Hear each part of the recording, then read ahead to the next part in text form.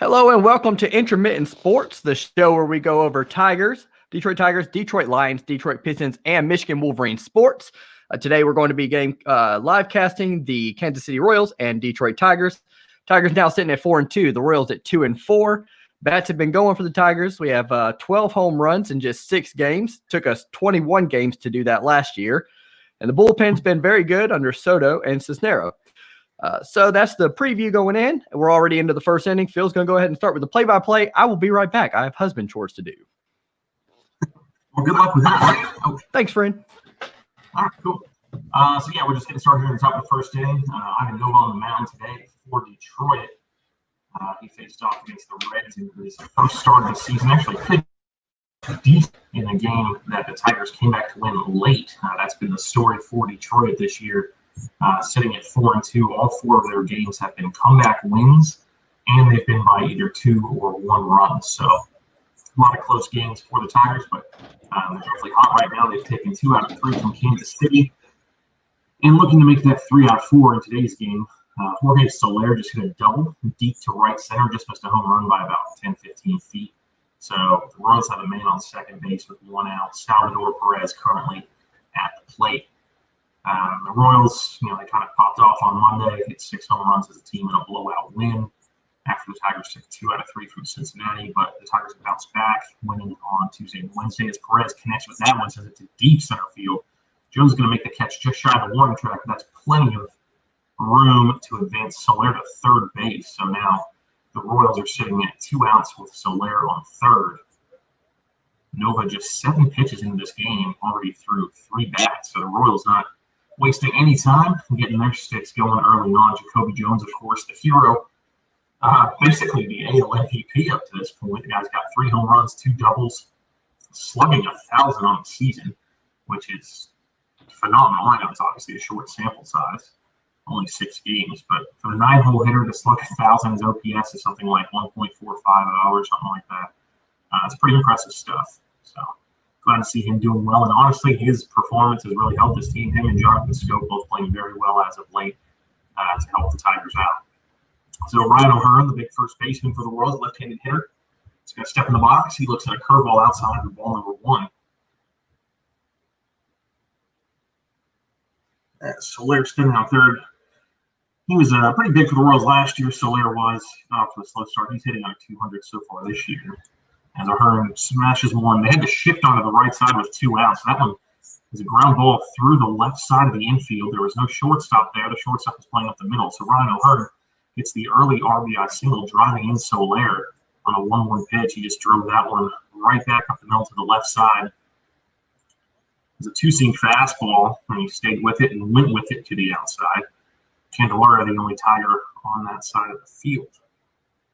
So we saw a lot of shifting early on by the Tigers, especially in that Red series. That was the last time that Ray and myself broadcasted. We did 2 out of the 3 games in that series, and we saw the shift a ton. Basically, the Tigers really adopting the analytic strategy there, the new defensive strategy of shifting the defense as Michael Franco steps up. I want to talk about a hot bat. He's hitting .348 on the season, 2 home runs in Monday's game. Ton of RBIs, great value play in FanDuel. If anyone's into daily fantasy sports, Michael Franco was a big pickup. He's 8 for 23 on the season. Stat shows he's 4 for 14 in his career against Nova. As the Royals are still threatening here in the top of the first inning, O'Hearn standing on first after his RBI single early on. Tigers' starting pitching has not been amazing. Matthew Boyd struggled yet again in his most recent start. As Noah throws a slider about a foot off the plate to the outside, and Franco, he swung at it anyway. He couldn't help himself. That wasn't even close. That must have looked pretty nasty coming off the right arm of Ivan Nova. So that makes the count 0-2 here in the top of the first inning.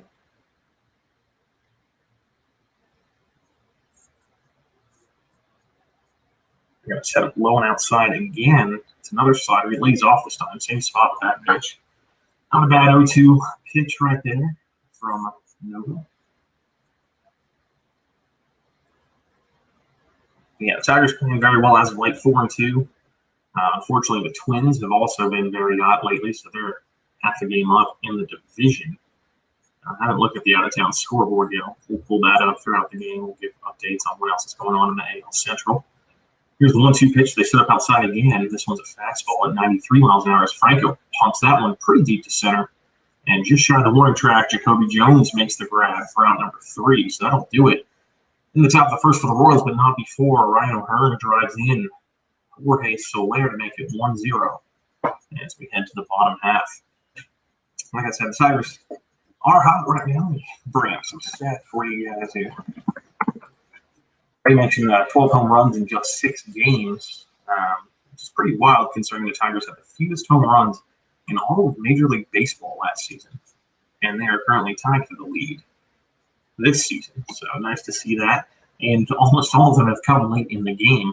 Like I said before, all the Tigers' wins this season have been the comeback variety. They've been trailing every single game. Their bullpen has been lights out. Their starting pitching, not so much. So they're looking to try to get that balance there. Nova not off to a great start, giving up the 1 run early on here.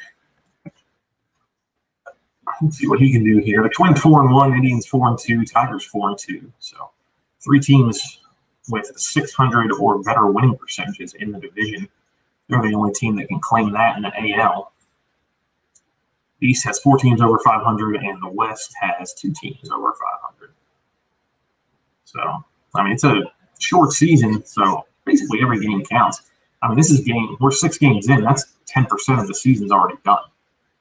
Think about it that way. That's pretty wild to think about since we just started a week ago. Definitely a different season than we're used to, I should say. But Tigers looking good right now, sitting at 4-2. Hey, it's Ray. Hello, friend. What's happening? Nothing much, man. Trying to get my breath back.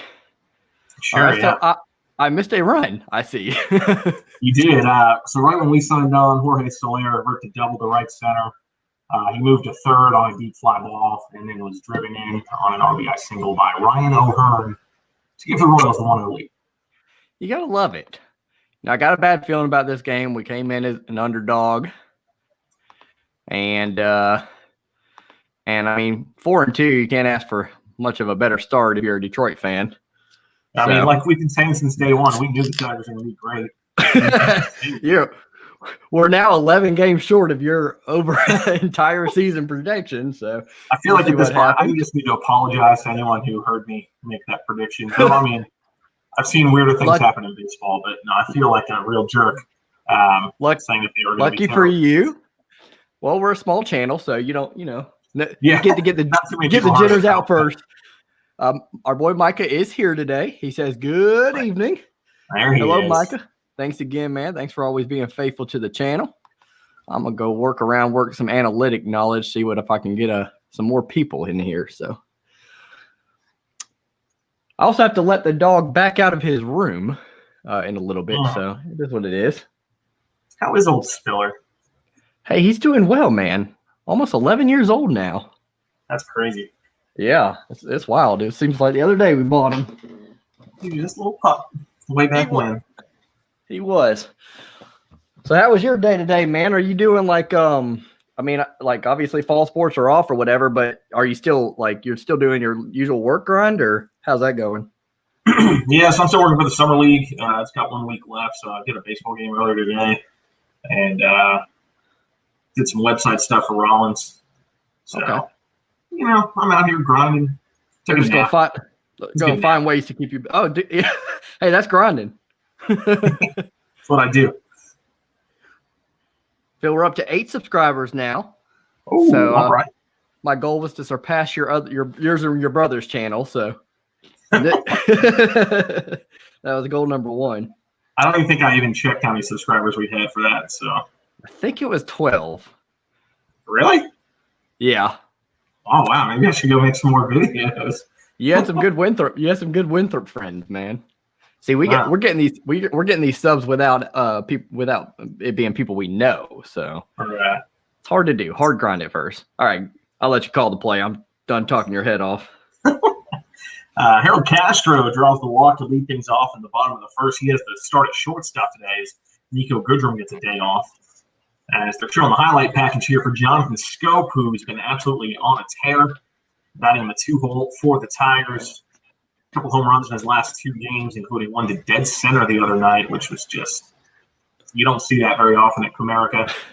That was cool to see. So he's going to try to stay hot here with the man on first, nobody out. He's facing off against Brady Singer, rookie right-hander for the Kansas City Royals. Brady Singer's actually a Central Florida native from Eustis, Florida. Pitched for the Eustis High School, and I actually saw him play in high school way back when. He played in a tournament that my league hosted a couple of years ago, and then he went on to the University of Florida, and then went on to become a first-round draft pick. He is really, really, really good. This is random name drop number 1 for Phil Chinnery early in the first inning. Scope grounds on to first base, fielded by O'Hearn. He steps on first for the first out, and then they get Castro on a rundown and end up tagging him out. So that's a 3-6-3 double play for the Royals as Singer gets Scope out of there. So 2 outs early on here for the Tigers. Royals defense left-right outscored in left. Brett Phillips in center, Frenchie Cordero in right, Michael Franco at third, Adalberto Mondesi at short, Whit Merrifield at second, Ron O'Hearn at first, Salvador Perez behind the plate, and the aforementioned Singer on the bump. What do you know about Singer? Anything? Sorry that his high school and college career wasn't enough for you. He made his debut. Outside of that, over the weekend, he faced off against the Indians. He actually pitched really well, had 7 strikeouts over 5 innings. As Miggy lifts that one to deep right, I got a stupid text message over my phone. Is that a solo home run? It is. It's a solo home run. Miggy with the shot. That was so annoying. I got a text popped up on my phone. It covered up like half my screen. I couldn't see. Well, the question would be then, who is the text from? I mean, that, It's from my buddy Brock. I didn't even read it. I was too upset because it literally blocked as the ball was coming in. It popped the whole screen like that. But home run. Brock, how about that? Brock, if you are watching right now, we do not appreciate that, okay? We are a growing channel. I'm just kidding. That one just snuck in inside the right foul pole there. That's Miggy's second home run of the season. Looked like Singer hung a curveball there. And here's the thing about Miguel Cabrera. He's kind of old, but when the slow pitches come in and you hang him, he can still hit them.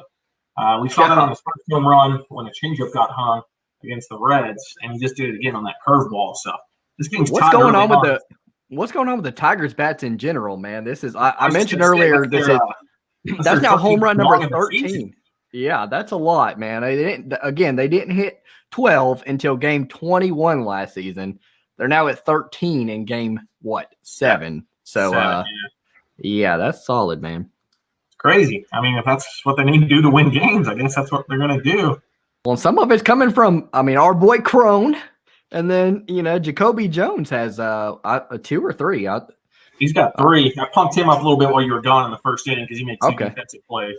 Yeah, he's been great for Detroit so far this year. So, speaking of Crone, he's up to bat right now. Little ticker says for the series, he's 0 for 9 with 7 strikeouts. Oh, so struggling this series around. Yeah, I actually looked at his stats before this broadcast. He was 4 for 20 on the year. He struck out 11 times. So that's really bad. It's either a home run or we've seen guys like that. Well, a popular thing to talk about in nerd baseball circles these days are the 3 true outcomes, which is a strikeout, a walk, or a home run. Right. I can't really explain it too much beyond that, but those are, I guess, like the 3 most common things to happen the way the game is played nowadays.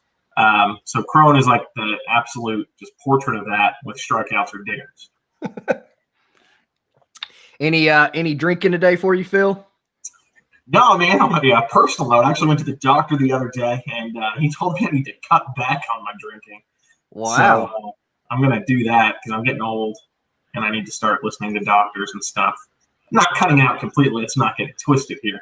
But definitely got to chill. That's where you should change your name to like John or something. And then the doctor says, John, you really need to cut back on your drinking. And you go, well, thank God I'm not John.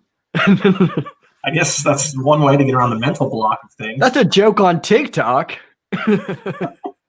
As Crone's going to line one softly to short. They get him out at first base. That's it for the Tigers in the first, but not before Miggy Cabrera comes through with the big Oppo Taco. Wow. So right, as this game's tied at 1. Crone now falls to 0 for 10 in the series then, huh? That's what you love to see from your cleanup. What about I haven't seen the lineup yet. I can look at it, I guess, but what do you know about I heard you say somebody was taking the day off today. Yeah, Goodrum's not in the starting lineup. Harold Castro drew the start at short. He's pretty much it, looks like. Everybody else looks pretty yeah, everything should be about regular. They've been playing a lot of what's his last name? The other catcher or whatever outside of Romine. They've been playing him a lot this series. It's like Grayson something or Geyer or something. Griner. Yeah, Griner. Yeah. Yeah. Not related to Brittany. That's a WNBA joke. That one actually hit. That one landed, unlike mine.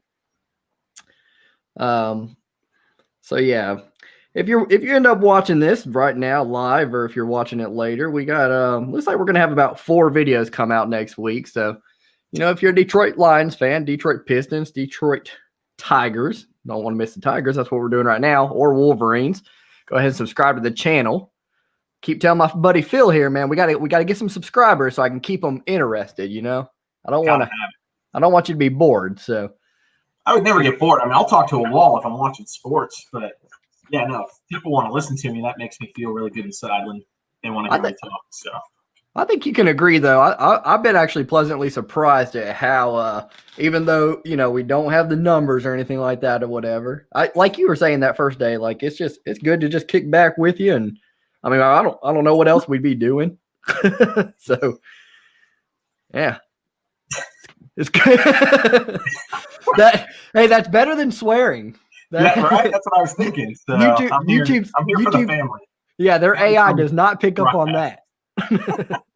First pitch in the top of the second from Nova to Alex Gordon is absolutely ripped down the right line. That's going to be a stand-up double for the Kansas City Royal left fielder.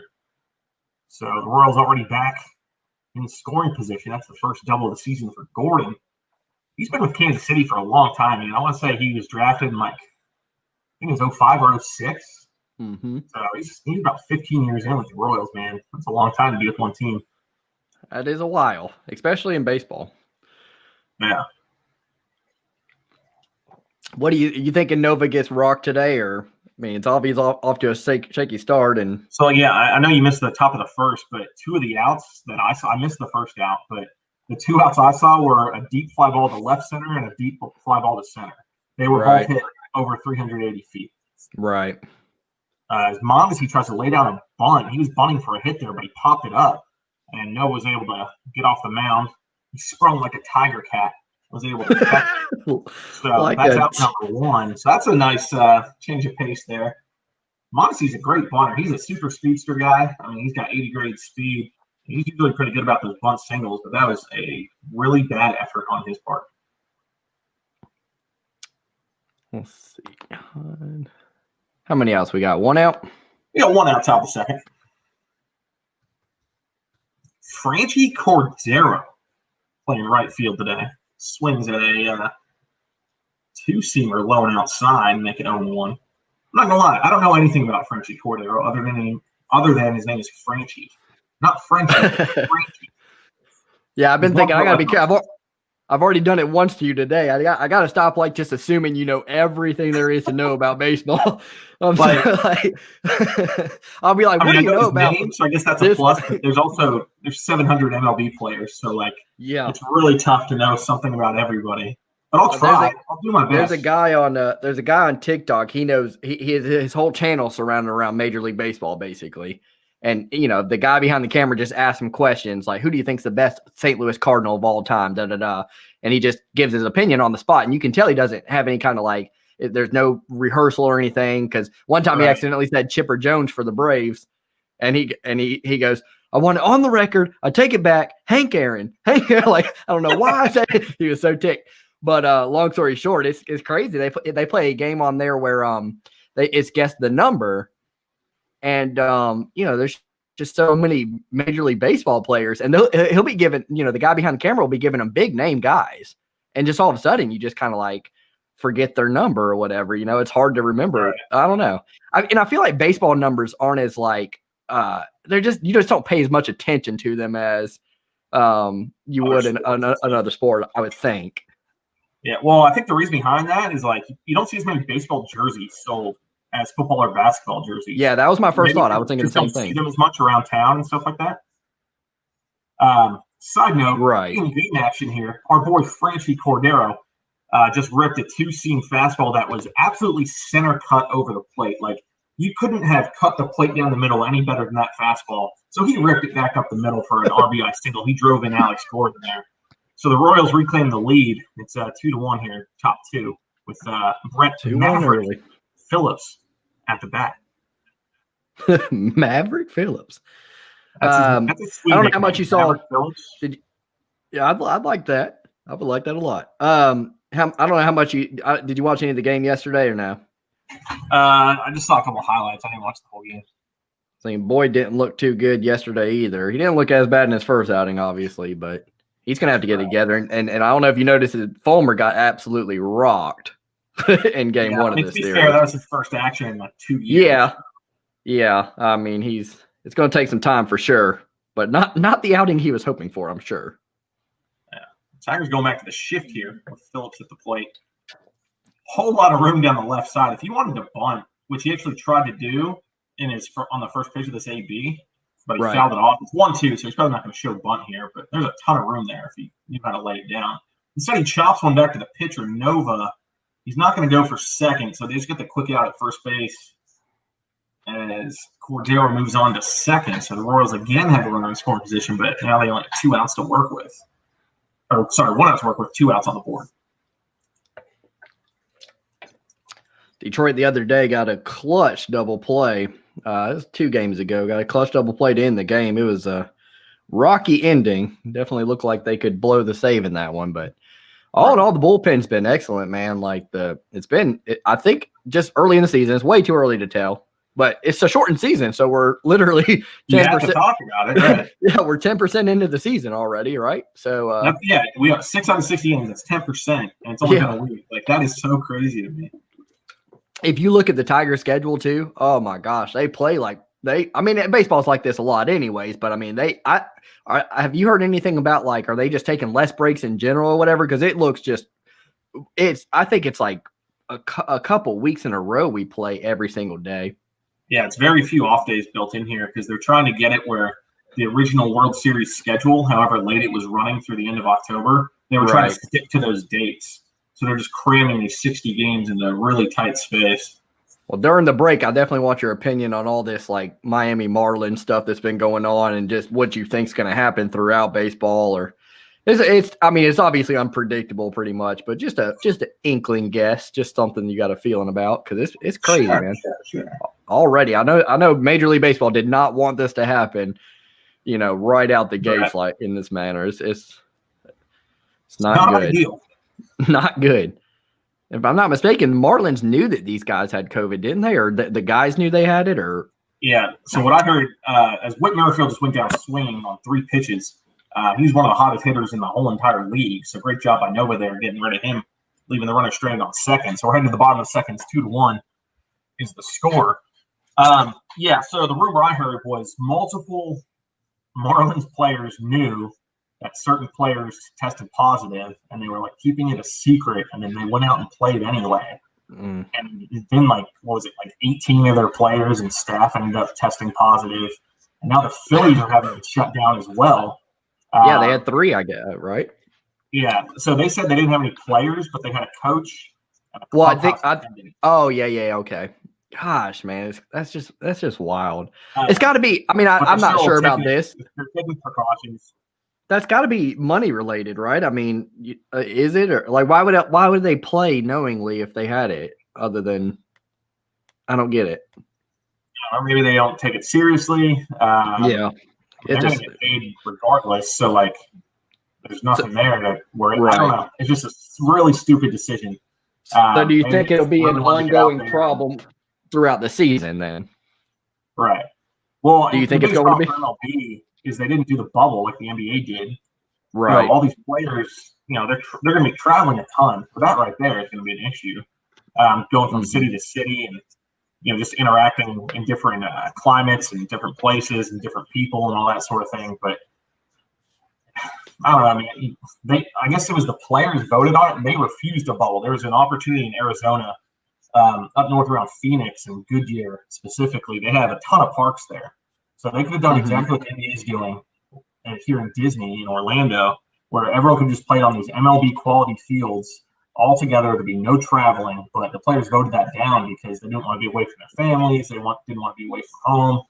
And let's be honest, they they don't care about coronavirus. They still got to chase that tail every right, season. Exactly. Well, the other thing too is probably like a bunch of Marlins went out clubbing or something. Like, yeah. I mean, to be fair, we're in Florida. I live in Florida. Yeah, thank God Miami's not a hotspot or anything for coronavirus. Yeah, Florida has definitely taken a different approach to this whole thing than most other states. Welcome to Miami, Florida. Cocaine and coronavirus. Come get yours. Love it, baby. They know how to party. Here's my boy Christian Stewart, right? Or am I behind? No, Christian Stewart's up. He looked at the first pitch outside. It's 1-0 count. He did homer the other day. Oh, it wasn't dinger. Yeah, he got a homer the other day, so that means I was basically right about him. Obviously, once you hit one home run, you're legit. Yeah, that means you're all set. As he actually popped out foul right there. Michael Franco made the play in foul ground for out number 1 of the inning. Two things I know about Brady Singer, since you asked me that earlier. I think this might be what they're talking about right here. He works really fast. He doesn't take a ton of time between pitches. He gets the ball back from the catcher and just wants to go. So definitely appreciate that. The other thing, he has a nasty sinker. Really, really good sinking fastball, good action, a lot of run on it, and it fools a lot of people. See, I did not know that about Singer, but I was thinking in my head just now. I was like, "Dang, this thing is flying by or whatever." I just thought we were hitting for it.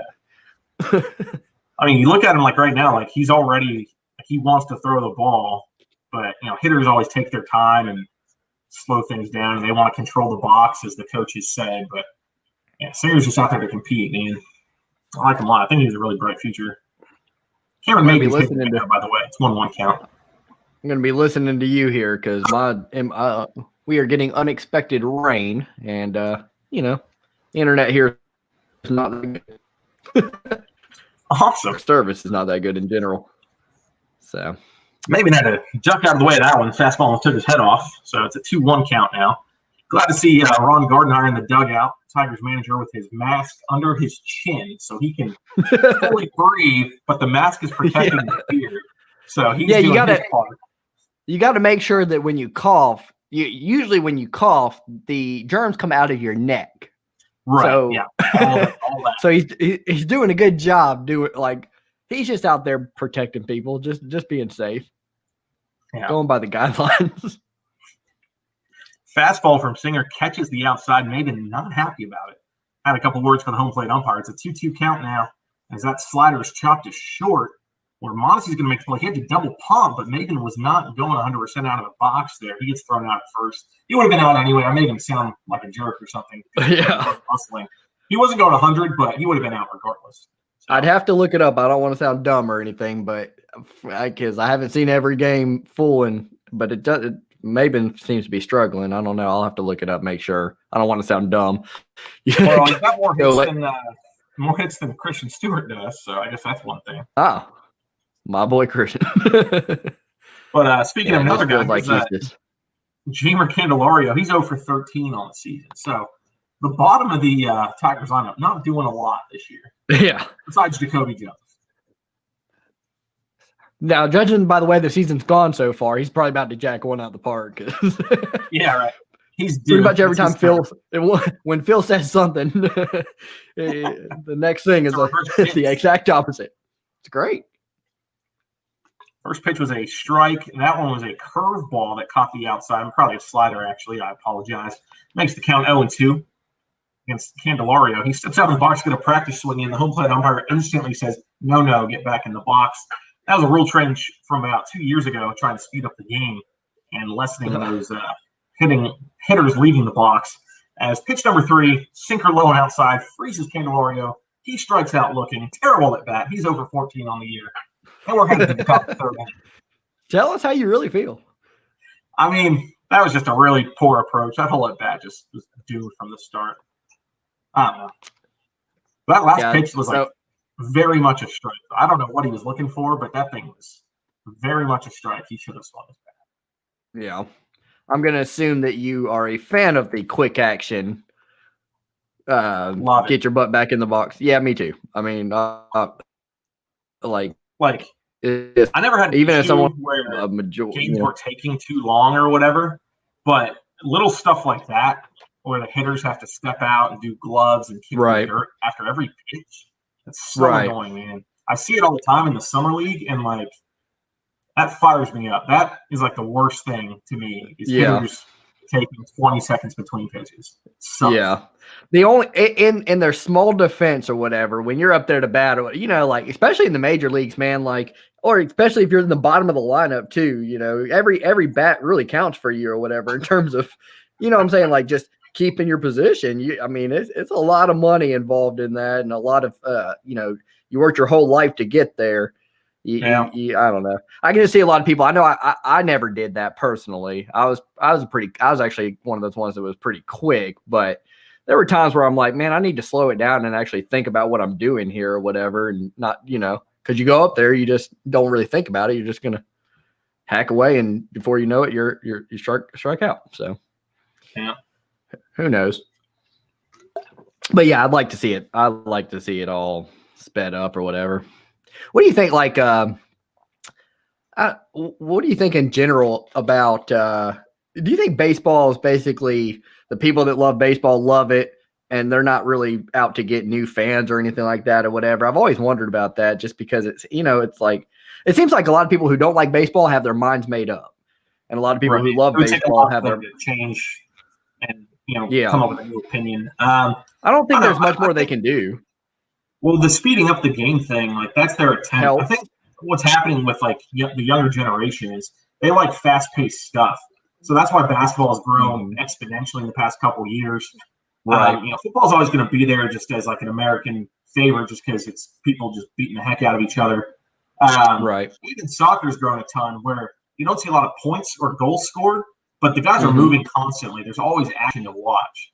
And I think that's what that keeps people engaged. Baseball, the time between pitches, and guys aren't running around constantly. That a lot of people find that boring, and I get that. I get it, but to me, it's a beautiful game that takes a lot of strategy. There's a lot going on behind the scenes, even when the ball's not in play.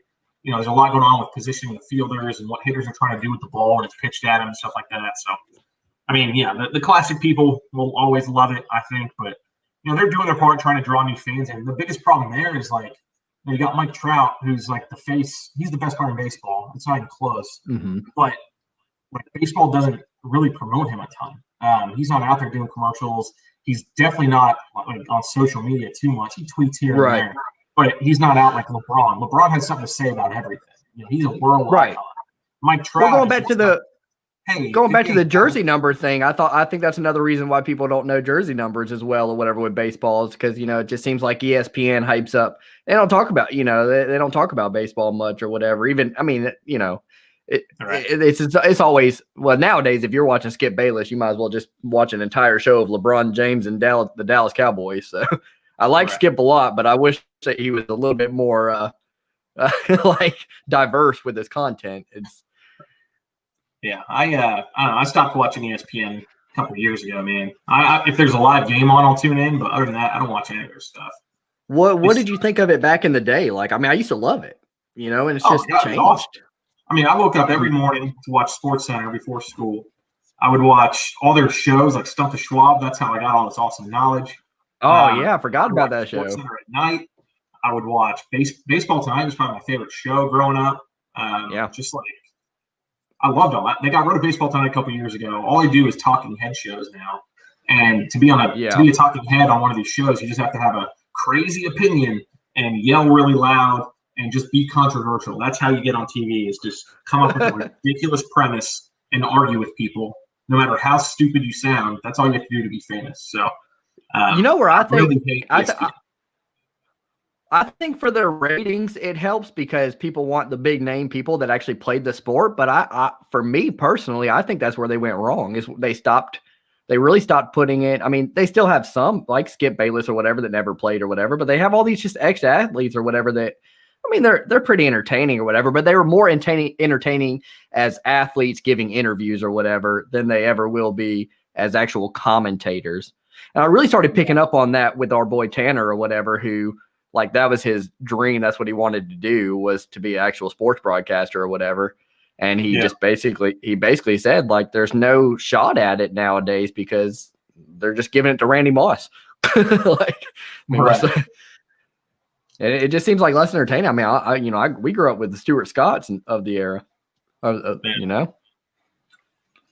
In game action there, Jorge Soler led things off. He drew a full count and then lined out to deep center. So that's the third time that a Royal has flown out to the warning track in center field. So Nova is getting hit pretty hard, but he's gotten lucky having Jacoby Jones out there making all these catches. Salvador Perez is now up with 1 out, 1-1 count, now a 1-2 count as he swings and misses at that curveball.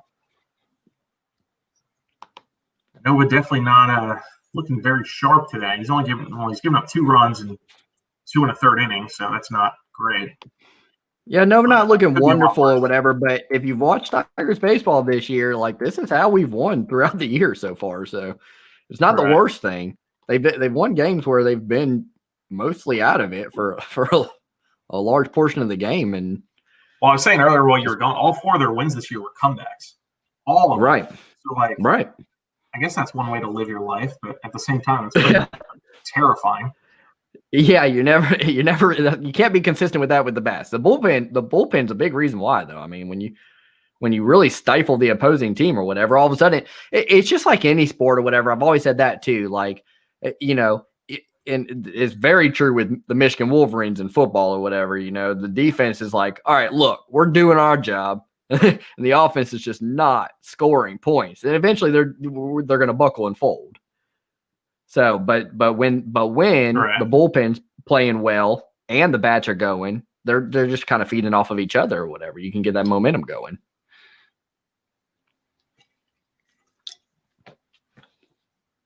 What are we watching here? What are these old school highlights? John Mayberry. Some guy from Detroit who played for the Royals. They wanted to show his highlight clips. So glad they did that. That's big time. He must be an announcer or something.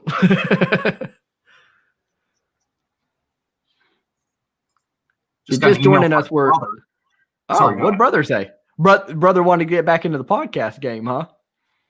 No, he wants to know if I want to buy a cutout with him to be placed at a Blue Jays game.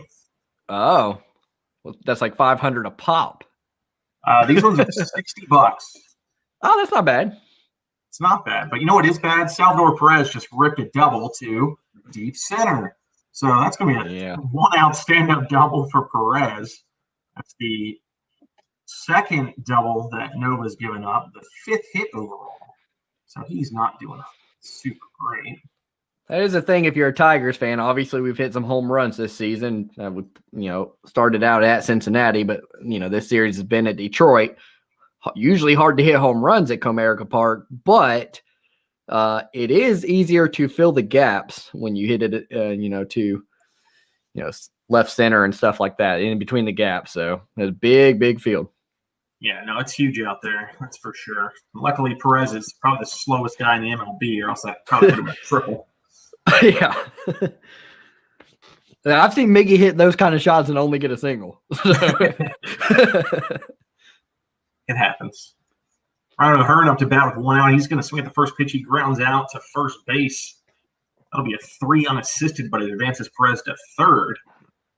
So 2 outs here as the Royals try to score for the 3rd time in 3 innings. Another guy they've definitely taken advantage of runners in scoring position so far in this game for sure. Yeah. So Michael Franco's going to step into the box, trying to do his job. He lined out in the first inning to deep center field. You just remembered that. That's good, man. What, did he line out? Yeah, well, where it was, because if like you're commentating in real life or whatever, and you're actually at the game and not talking all the BS that we're talking or whatever, but for you to, I don't know. I'm always hyping you up. Repository of knowledge. As I'm your hype beast, man. I love giving you hype. I appreciate It's much that, man. deserved. I said I'm starting this YouTube channel. I'm gonna get Phil to do what he's supposed to do in life. I appreciate that. Maybe this will open some You doors do for us.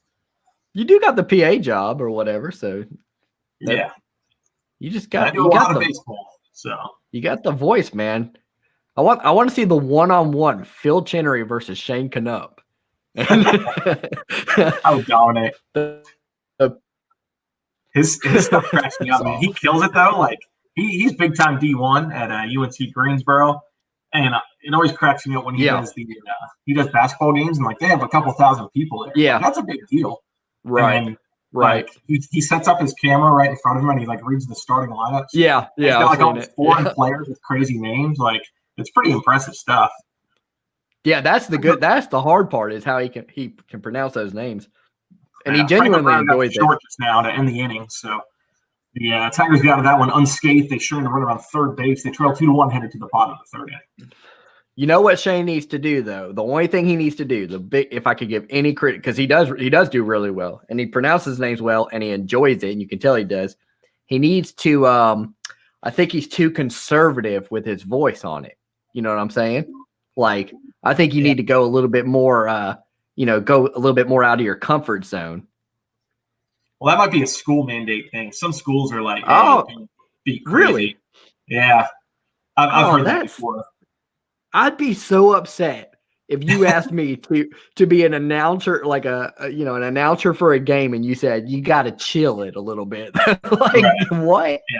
Now it goes against like what you're taught or what you think should happen. Yeah. But sometimes they want like not necessarily a neutral like announcing, but they don't want it to get too out of hand one way over the other. Man, see, if with advice like that, you'd never get like the Bulls announcer in the 90s or even Detroit's Detroit's in the early 2000s. Those were those were two of my favorite intros, obviously. Out of North Carolina. and then I love the Pistons or whatever. I was hyped for that. Detroit basketball. Yeah, he would kill it. He'd be like, Chauncey, Phillips. I used to just half the time I'd just be like, I don't know, man. I needed a drink right after the announcing. I was like, this is great. It's time to go balls out here. Yeah. Here I am putting bottom of the fourth. Yeah, I'm gonna have to. I need to upgrade I need to start paying. I was waiting to see if we did it regularly, if we were like actually into doing it, which I am. I don't know about you, but yeah, there's like a paid version. You get 20 hours of streaming for free a month. Mm-hmm. So we are, that's basically 6 games. Right. So, but I kind of want there's so many more perks with the monthly subscription. I might get that. I was going to see how we did and kind of feel it out and see if it's something we were good at or not. Well, once your new videos come out, our subscriber count's going to fly high, so we'll probably have to get that premium package. I can't wait, man. I know I keep talking your head off about it, and it probably annoys the crap out of you, but I have a genuine passion for YouTube. Like, I think it's where, not even just YouTube in general, it's just having an online personality as a whole. If YouTube goes down in 10, 15 years or whatever, like, your base that you grew goes to the next thing that you want to go to. You know what I'm saying? Right. So, like, it's just a good way to actually live out dreams. I mean, it's like 20 years ago, none of this would have been possible. You had to know somebody that knew somebody, and if you weren't where you needed to be by the time you were 30, you could just go ahead and give up on life. But now I can be 33 and still have these dreams, and whether I reach them or not, it's great just kind of trying to climb and reach them. But I think you're going to be pleasantly surprised. Like, once you hit 100 to 1,000, once you hit in that range or whatever, it starts to really exponentially grow. The short and skinny of it is, like, once you release a video, when you have 1,000 subscribers, you get those real quick views from your subscribers. It's called view velocity. and YouTube picks up on that, and they go, "Oh, people are going right to this video. It's a good video. We're gonna push it out to more people." Right. But until you get that, it's pedal to the metal. It's a grind at first, but I'm down for the grind. I was like, I don't know. When I was releasing videos on the other channel, I was getting 1,500 views within the first hour, and it was awesome. It was a great feeling. It was it's very people fulfilling. Want to see your work. That's awesome. And they would get like 4,500. I'd get to the point, man. I was like, people were like, I told you, people were like asking me for betting advice and stuff, and I'm like, yo, that's not what I intended this to be. Like, I'm just making predictions or whatever. I didn't know everybody was gonna like. They're like, come on, Lego, come out with the picks already. All right. Just now in the game, Austin Romine went from 3-0 to a full count. He fouled one off, and then he looked at strike three. Another outside fastball there from Brady Singer. And Romine, similar to Cameron Maben, did not like that one bit. He thought he drew the walk. I thought it was actually a pretty good pitch. Let's see what the replay. It's got the outer black, so good call. That's unfortunate. Yeah, that's one out here. Yeah, I like it. I'd call strike two. Definitely not something to complain about. Not that off to warrant that kind of a reaction. All right. And here's Jacoby Jones, the American League MVP, up to bat. He looks at a fastball for strike one. 421. Hitting 421, 8 for 19, 3 home runs, 6 RBIs to start the season. It's not bad. Anybody who's been betting on if you've been betting on Jacoby Jones early in the season, you've made some money. As he rips that 0-2 pitch up the middle, that's another base hit. Nice piece of hitting there. After looking at 2 strikes behind in the county short in his swing, and took that slider right back up the middle for a base knock. That's the second hit of the day for the Tigers. As Jones, I don't know how long it's going to last. Yeah, I don't know how long it's going to last, but you know as well as I do, once you start hitting that way, it's the same thing as when you're going through a slump. When you're seeing the ball well, you're on fire. You know, you just kind of ahead of the pitch. It seems like. Right. So he's on first. Harold Castro, top of the lineup for the Tigers here. He walked in his first at bat. As they picked Jones off of first base. So that was a short-lived, fun ride. You know what I hate about that is, like, he gradually just stood up as though it was a normal pickoff move instead of, I mean, he literally was just standing when he got picked off. Yeah, he didn't dive back to that. He tried to stretch his left leg. He was fiddling around with it. He was fiddling around with his glove. Yeah. You know what that is? And I guarantee this is what happened. Salvador Perez, the catcher for the Royals, one of his signals to Singer was headed pickoff. Because he probably saw he was standing straight up doing the gloves. You could tell. Yeah, he was not ready. And I think the funniest part of that, we saw it on the replay, when O'Hearn got the pickoff throw, he tagged him right in the penis. He slapped him in the dick to get him out there. Self-injury. Well, I mean, as a Tigers fan or whatever. So we're through. As a Tigers fan, I'd like to say that Jacoby Jones deserves that. I mean, you deserve when you are not paying attention and you get picked off at first, which is pretty elementary, you deserve a penis shot. And then, like, I would argue. That's common. See, it seems fair to me, man. That is wild. And then we get the out. Not good. Not good. You hate to see it. Now we're going into the top of the fourth.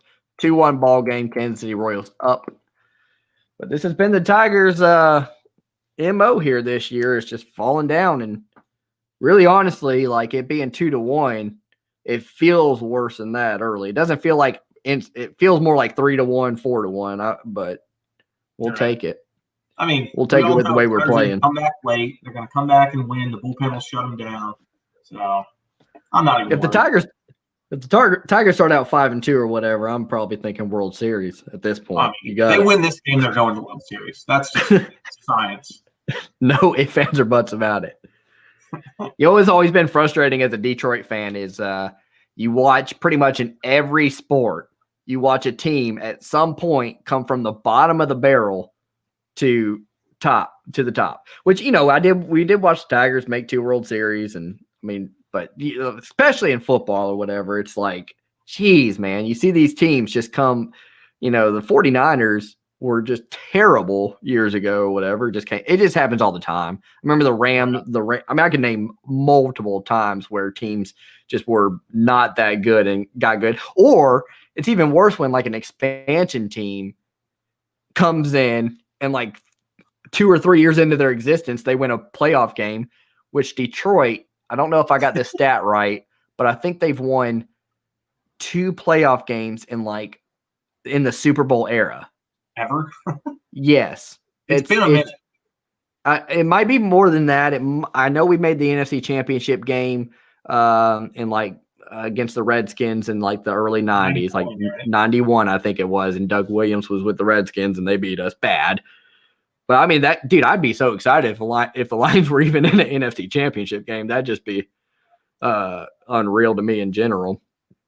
I've just watched Tanner over these last 5 years or so, watch Royals win the World Series and then watch the Chiefs win the Super Bowl. And I'm like, all right, that's cool. I mean, I just keep watching my teams make championship games and lose them. So That's great. So it's wild. I'd love for one of those teams to just kind of shock me for a change and turn it around. Yeah, the last time I've been go ahead. Sorry. Top of the fourth, Alex Gordon just grounded out as the Tigers had another shift on again. So it would have been a single up the middle, but with the shift, they grounded out 6-3 for out number 1 as Mondesi's now at the bat. Continue. That's good. The last time I've been ultra excited, I was pretty excited for the 2013 Michigan basketball team with Trey Burke and Tim Hardaway and Stauskas, all the Mitch McGarry. That was a great team. I was pretty excited for that. I knew we could make a deep run if we could get by Kansas, and we did with a clutch shot from Burke. But other than that, I think the last time I was really excited was just the Pistons in the 2004 range or whatever. So that team was so solid. I love that team so much just because they weren't ultra talented, but they literally just worked as a unit to I mean, they beat the Lakers 4-1 when the Lakers had Shaq and Kobe, and that's just like, that's crazy. It's really weird. Mm-hmm. More game action here. Mondesi slapped a single through the left side because the Tigers had the shift on again for him, which I find very odd as a speed guy. He doesn't necessarily pull the ball all the time. He kind of puts it all over the place. He's just trying to slap it and get on base. So not really sure why they shift on him there, but he got a single. He reached. He was second in the American League last year in steals. He's really, really, really, really, really, really fast. I think you said that today. Yeah, I think he'll probably take off here within the next, I would say, pitch or two. Probably try to steal second. I would if I were him anywhere. I saw him tag up now to Cordero.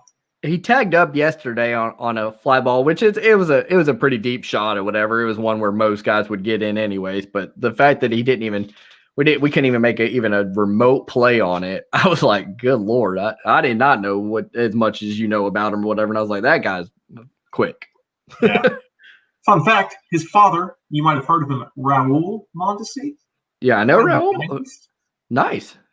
Yeah. I mean, that kind of makes sense. As soon as I heard the name, I thought that, but I wasn't sure. I wasn't going to sound dumb. Cordero just flew out to deep center again. So that's like the 5th fly ball to deep center in this game.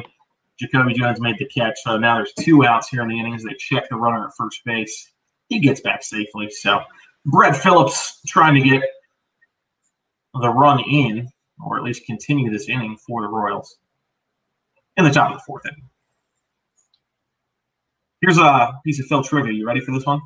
I love Phil trivia. That's one of my favorite things. I miss it badly. Raul Mondesi was one of 4 Dodgers in a row to win NL Rookie of the Year between 1992 and 1995. Can you name the other 3 Dodger Rookie of the Years? Dodger Rookie of the Years, and they did 4 in a row? 4 in a row. How crazy is that? 92, 93, 94, 95. Okay. Rookie of the Year. You might be able to get 1. You're definitely not going to get the other 2. No, I know for sure. Like, I know a name that keeps going to my head, but God, I'm so bad at timing. Like, I feel like he was already way in the league. Is it? I'm thinking a catcher. Am I off track here? Mike Piazza? You got to say, there it is, Mike Piazza. Okay. I would have thought he started the league a little bit sooner than that, but okay, I'll take it. That's the one you thought I would get, right?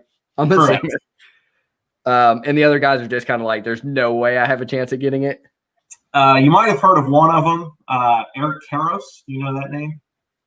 Yeah, I definitely have heard of Eric Karros, but I would have liked baseman. I think I could not have guessed that, but like I maybe could have got around to that. Don't tell me the other guy then, because you don't want to know the last one. Can you tell me the position of the other guy?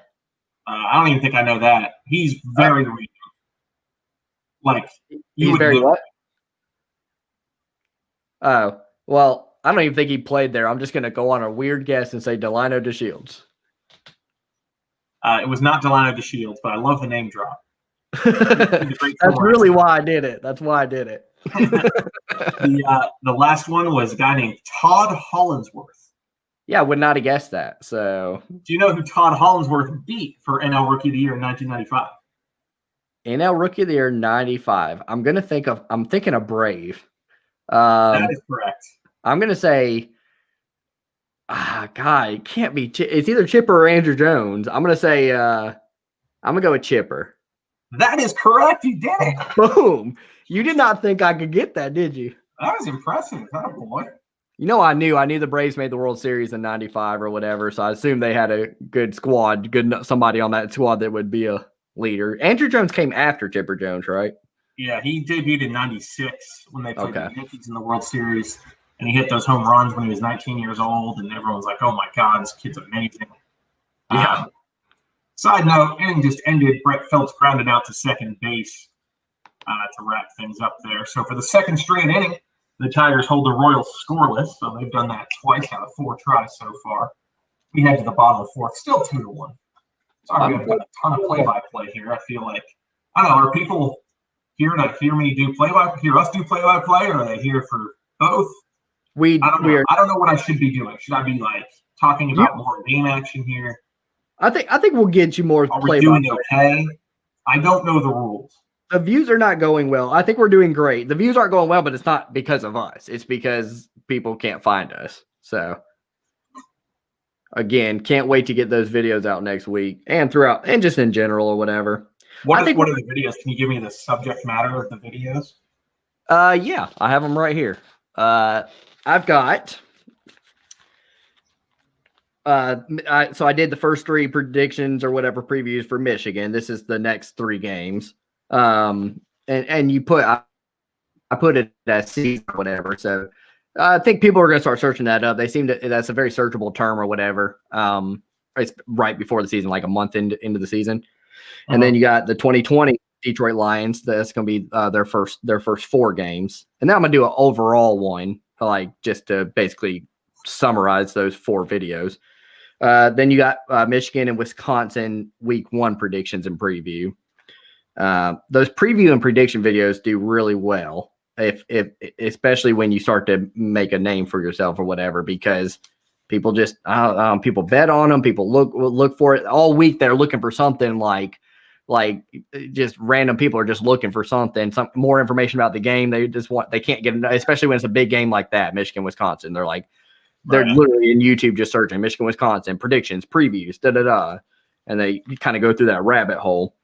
And then the other one's just a fun little video, things Michigan Wolverines fans say. That usually doesn't do well. I'm just that's an easy video to make. So I wanted to do that one. It's a quick video to make. Sure. If you have, anytime you have suggestions and stuff, man, shoot them my way. Like the way to think about it is, if you were in YouTube as a sports fan, what would you search for as a Lions, Tigers, such and such fan? Because usually if you're pretty spot on when you go to YouTube and you start to type in the search bar, it'll automatically start to insert things that people are searching for. Right. So that's how I get my titles and stuff like that. It's pretty easy to do. It's just hold the phone, please. Jonathan Scope just hit another home run. Are you kidding me? Number 3 on the season, leading off the bottom of the 4th inning. My goodness, this guy's on fire. He's on absolute fire. That's how many home runs for the season? Is that? That's 3 for him. 3. Okay. honestly, on that swing, like it caught me off guard. He had to reach. It was a breaking ball, and it looked like he just reached out and just poked it, and then it traveled 390 feet, which was absolutely wild. I thought that was going to be like a lazy pop fly to left, and it just kept going and going and going. That's either brute strength or steroids. I'm gonna hope for brute strength. So Mickey Cabrera's up next. He hit the first home run back in the first inning. Tigers up to 14 dingers. They lead the major leagues in home runs. That is what they do are doing well this year. That's for sure. Crazy. So he runs the count to 1-1. If you're joining in or if you're watching the aftermath, it's 2-2. Tigers and Royals. Tigers have a home run out of Cabrera and Scope. Royals have some clutch hitting with runners in scoring position. But Nova, the starting pitcher for Detroit, kind of settled down. So a couple good innings the last few outings. See how he goes. What do you think do you know his pitch count by any chance, Nova? Or roundabout? No, I didn't catch the number last time. He's over 50 for sure. Yeah. It might be closer to 60, actually.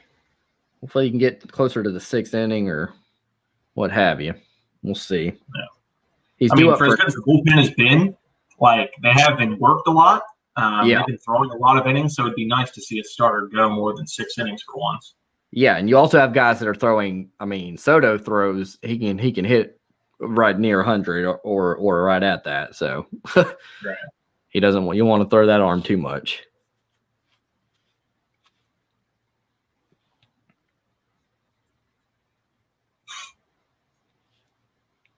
What we got? Who's up to bat? I need to catch up. Miggy's still up. Batting a crisp 130 on the season. It's a 2-2 pitch. It's a 88. Probably call that a two-seam fastball, unless it was a slider. Gotcha. A slider on the outside. Foul it off. Remains 2-2. On the break, I'm gonna hurt your feelings a little bit. I'm gonna do some Ray trivia to see what kind of studying you've done on Michigan's roster, which I'm imagining will be 0. Not a lot. That slider outside just misses by about an inch or 2. So Miggy runs the count to full here. Singer's up to 52 pitches, so he's getting work. He's a young arm. I can't imagine the Royals would have him pitch much more than probably 80 to 85 in this game. That's just a complete guess. I haven't read anything about that. As Miggy grounds one to short, Modesty fields it cleanly, fires to first base. We're out number 1. But with the young arms, you definitely don't want to overdo it. Yeah, I was shocked that I didn't know he was like you say this is his rookie campaign or he made his debut over the weekend. That's wild. I was when you said that, I was like, man, they're favorites on the road with a rookie. I mean, yeah. He's a really good pitcher. He had phenomenal numbers in the minors last year. Right. He was a first-round pick. Like, he's got all the stuff. So it's not super surprising. I think it was more so like no one really thinks the Tigers are for real. Like, everything's just been a fluke or whatever. And to be fair, all their wins are comeback wins, right? So, like, that's not exactly telling of them being a power team. It's kind of more like luck is on their side, sort of. So my guess is Vegas doesn't really believe in the Detroit Tigers at this point. Who would have thunk it? Certainly not me. I think I said as much in our first broadcast. This is crazy to me that this has happened. Yeah. We get to 5. We're only 10 away from your projection. That's really balling. Yeah. And you think if you put you put Mize in the rotation and they're too young, obviously, but you put Mize in this rotation and then Torkelson or whatever, that they're gonna Torkelson. We already at what you say, 14 home runs, right? Yeah. Already at 14 home runs, a bat like Torkelson or whatever, like, geez, because Tigers team could be really good in the future for sure. Right. The thing with Torkelson is CJ Cron plays first right now, so you're not going to take him out of the lineup. You can't move him to DH because you got Miggy at DH. I know they said Torkelson, they want to try him at third base, but he didn't play third base in college, so he's certainly not ready to play in the major leagues. So there's just really nowhere to put him right now. He really needed to get this minor league season under his belt, and I think he would have been ready for next year. I'm not really sure what they're going to do. I assume that they're doing like private training and stuff like that. Right. Even though there's no minor league season, but He's I'm certainly not a fan of rushing anyways. I mean, we're not gonna, even with the addition of Torkelson and Mize or whatever, they're not gonna just all of a sudden be a playoff like contender or anything like that. So well, I mean, you say that, but at the same time, they're sitting in second place in the division. If they win another, 4 of the next 5, and then we get to 25% through the season in 15 games, if they're 10-5, then it's like, oh man, maybe we do need to think about stuff. That'd be my luck as a Tigers fan. We win the World Series on a shortened 60-game season, and then everybody says, "Oh yeah, you just won that one season." All right. Was it when the Spurs beat the Knicks back in what, 98, right? When that shortened 99, season. Yeah. Or 99. Nobody really cared. They're like, you know what? It doesn't really count. All right. Weren't the Knicks an 8 seed that year? That's crazy. Yeah. I remember Allen Houston. Yeah, they weren't. They weren't great. You know where Allen Houston went to school? Tennessee. Oh boy. Yeah. Yeah, I knew that. Volunteer yourself. Yeah, I'm a former volunteer, absolutely. That's half part of the reason why I knew it, but I mainly knew it because he played for the Pistons. I guess that too. I can even tell you where Joe Dumars went. Obviously, that's my McNeese State. I can't tell you their mascot name. McNeese State. I feel like I should know it. I've never learned. They're like royal blue and yellow for colors. I know that. Right. Stewart just grounded to the right side. They got the out at second. Crone, who had walked previously, I don't think we mentioned that. Crone walked. They just threw him out at second. Stewart beat the throw back to first down the line to avoid the double play. O'Hearn with a really nice grab there. I didn't realize he dove for that ball. He snow-coned it, reaching to his right side, held on to get the one out. That's a really nice play from the first baseman. Absolutely. Yeah, there's that one Pistons team that was a little bit frustrating. It had, you had Grant Hill and Jerry Stackhouse and Joe Dumars, just a lot of talent on the team. But I turned my light on. They couldn't match very well. I was going to say something, but I was like, you know what, we're down. The views aren't great. The views aren't wonderful. Big shadow thing going on. Where's that? I don't know why I'm shadowed. There's a big. So I'm in my room today instead of the living room. Right. My window's open, but there's a big tree, so like it's blocking out all the light. So it's all good. Ghost. I'm sorry. When we do really well, I'll get you some professional lighting. We'll be good to go, man. The world needs to see this, Absolutely. That's why. That's another reason why we're doing this. Is I'm like, you know what, Phil? It's time for Big Phil to get himself a female or whatever. So, this is the way to a woman's heart is. Oh, there's some lines. A game.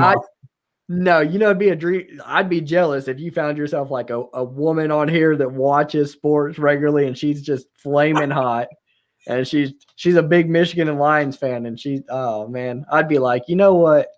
Let's do a swapsies. You can have Michelle. I will take this girl. Michelle roots for these teams, but she could not name 2 players on the Lions right now. That's sad. I don't know if I can name 2 guys on Michigan right now, so we're about even. Yeah, I guess we're about to find out. You don't even know who the quarterback's supposed to be this year. Chad Henne, right? Oh gosh. When did you stop loving Michigan? I remember we watched the first game against Utah years ago when we weren't even good. You watched more when we weren't good than when we're in your defense, 9-3 every year it's almost more frustrating than when we sucked. All right. Cameron Megan just ripped a single into center field there to keep the inning alive. So the Tigers have 2 guys on, 2 outs here in the bottom of the 4th inning as they're trying to take the lead. Current game is tied 2-2. As if I'm not mistaken, I see the pitching coach for the Royals running out there, Eldred. Could that be Cal Eldred, former Milwaukee Brewers left-handed pitcher? Who knows? I will look it up for you now. Royals pitching coach. Royals pitching coach Cal Eldred. Let's go. He played for the Brewers. He was decent. Let's see. You are absolutely correct. I have no idea why I remember stuff like that, but here we are. We got to get more subscribers. They would just be they'd be salivating more than all the guys at Garrett's bachelor party over you. That was the day that I just sucked at everything, and Phil was just all world. Dude, Phil's awesome. Yeah, cool. I'm like, look, I'm in agreement. Phil is great, but like that doesn't automatically by default mean that I suck just because I won't go to the strip club. You missed that out. one guy. Remember that one guy was like, "Can you get out of the way? I'm trying to watch Phil." It's all world. The Tigers with one in the deep center. Yeah, Phil makes the out. catch. That's going to wrap things up. The Tigers' strength too. We head to the top of the fifth, tied at 2 apiece. That was that guy you got into the. Hey, and that guy's defense, man. He gave you a run for your money for sure in the long drive contest. Yeah, that was great to watch. Good old Top Golf. I haven't been to Top Golf in a minute. I miss it. I mean, once you go once or whatever, that's pretty much it for the year on the wallet.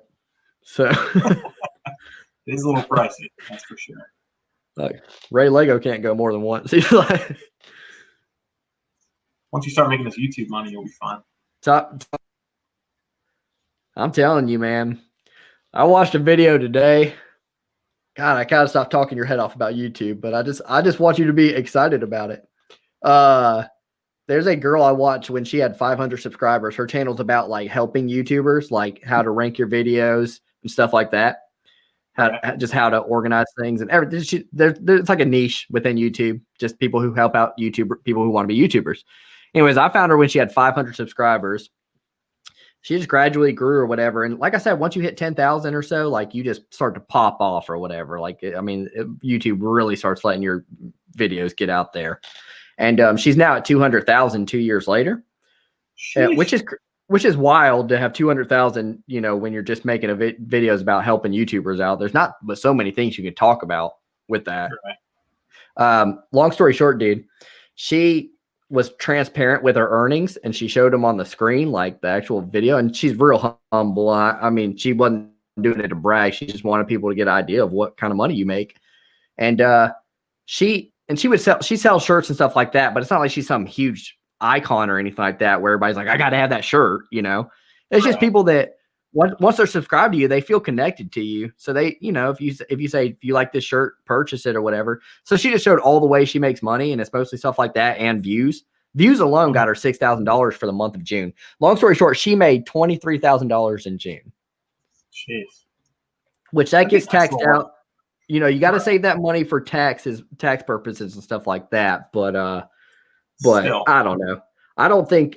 I really don't think people understand whether I ever make it on YouTube or not. I just think people sleep on like the opportunity YouTube has. Right. It's like, it's unreal that the ways that they let you make money. You even have like a channel, like a Patreon channel that people like pay a monthly subscription to, like just a $5 subscription if they really like you. And you just basically post videos on there that you would, that are like, what do you say? Like exclusive. Yeah, correct. Exclusive to, you know, and they'll pay for that account. You know, they'll just be like, I'll pay $5, you know, to get other videos with you, like of you. It's crazy. So I'm just saying, we're going to be rich in 2 years. You're going to be like, man, it took me a long time to get this position that I wanted, Rollins. And now, you know, Ray done lured me away. Show me the good life. I think what's going to happen is we're going to get super famous, and then either, well, I don't really want to live in nowhere, South Carolina. So you move down here, and we'll and we'll both work full time in our studio. Yeah, I'm down with that, man. We'll basically be like the commentators of Dude Perfect. It could work. I've actually heard of them, so you know they've made it. If I've heard of them, those guys make a lot of money because they make very clean content. That YouTube pushes a lot, and a lot of brands advertise on their videos. It's crazy. They get paid so much. They'll have like if you've noticed some of their videos, they'll like implement brands inside their videos, and they get paid for that. Like Pringles will pay them a lot of money just to throughout their video have different Pringles cans like in each scene. Right. It's just wild. I don't think people think about all the ways you can make money on the platform. It's crazy. All right, back to the game. Sorry, that's my YouTube. We're in the top of the fifth That's inning. Jorge Solera for the third time today. He's 1 for 2 on the day with a double. He's in a 0-2 count, and he looks at strike three. Beautiful fastball there from Nova. Catches the lower outside corner. That's his second strikeout of the day. They just flashed Nova's stats a couple seconds ago, and he has not walked anyone today. That's just his second strikeout as we're in the fifth inning. So not super high in the Ks, but no walks, and he's limited the damage from 5 hits to just 2 runs. So he has settled in a little bit, which is nice to see. Yeah, I don't want to speak too soon. I was definitely thinking this would be one that he got rocked in or whatever. I asked that earlier because he was off to a shaky start, and it just felt like a game that, like Detroit, we've exceeded expectations. It just felt like one of those games where it'd be easy to say, let's just let this one go and go home. Right. 4-3 is a good enough start for us. So I know people don't actually think that way, but you kind of feel that way as a fan sometimes. But he's definitely, coming to his own or whatever. I need to knock on wood, but he's dealing right now. Yeah, he's up 0-2 here on Perez with 2 outs. Here's the 0-2. It is laced back up the middle, but right into the shift. There it is. It works out again. Scope makes the jumping catch. That should have been a base hit, but instead it's an L4 in the scorebook. And that's it for the Royals in the fifth. We're headed to the bottom of the fifth. Score still tied at 2. This game's flying by, man. Yeah, it is. Yeah, it is. I like fast games, man. That way when I run out of stuff to talk about, and the world can only hear but so much YouTube material. Right. I mean, I don't know. I've known you for 15 years now, and I don't think you'll ever run out of things to talk about, if I'm being honest. Yeah, it's been kind of weird. Like admittedly, I don't watch that much baseball or whatever, but I know enough to be able to call it and everything. And I've actually been a little bit, I don't want to toot my own horn, but you do the play-by-play, and I can never do that in a million years. But I've been pretty good at keeping the conversation alive and stuff like that, which is important. I would agree. It's been a lovely time, Scotty. How is your brother in that regard? Like, he's definitely not shy or anything. Is he? No. Is he good? He actually talks too much when we were doing our podcast. So yeah, when we recorded, it was usually about an hour of recorded content. Right. And then, we would always talk for about 10 minutes before we recorded. We would record and then talk for about 10 or 15 minutes after. So a lot of talking. Mm-hmm. And then by the time I got done editing, I had to chop that hour down to about 20 minutes. And a lot of that chopping was that is wild. Rambling. He was a big rambler. Yeah, and that's hard to edit too, dude. It's hard to edit and make it make sense. Yeah. That's why I script my stuff out. I think there's some conversation videos that I do or whatever, but I try to script it out so that I don't go rambling and turn what should have been as a viewer, I want, if you can do a video in 7 minutes, do it in 7 minutes. Don't drag it out, and I don't know. Right. That seems like a nightmare to have to edit. But I still stand by that was a good idea to do it on the cards or whatever. Dude, cards are just going outrageous. I was watching a big time card collector today, and he said that he is concerned. He's like an entrepreneur as well as a big time card collector. And he is currently concerned at the popularity of card. It's really risen, especially over the last couple of years. And he's very concerned because he goes, now you're going to have, Johnny Tsunami with the Cleveland Indians in his debut knock 2 out the park or whatever. And everybody's going to, just spend their life savings trying to get his card. And he just said, he said it's dangerous when people start to automatically, somebody has one good outing and they think that's the guy I need, I'll pay. So you mentioned that the most recent thing that happened last week was Bowl for the Denver Nuggets. That's who he mentioned. He mentioned. Manute Bol's stuff how's he related to Manute Bol? Is it his? It's his son. Yeah. That's who he mentioned. Yeah. So he had that one good game, preseason game, mind you. Right. Where he had a couple highlight plays and he had a block. He collected it and did a pull-up 3 on the other end.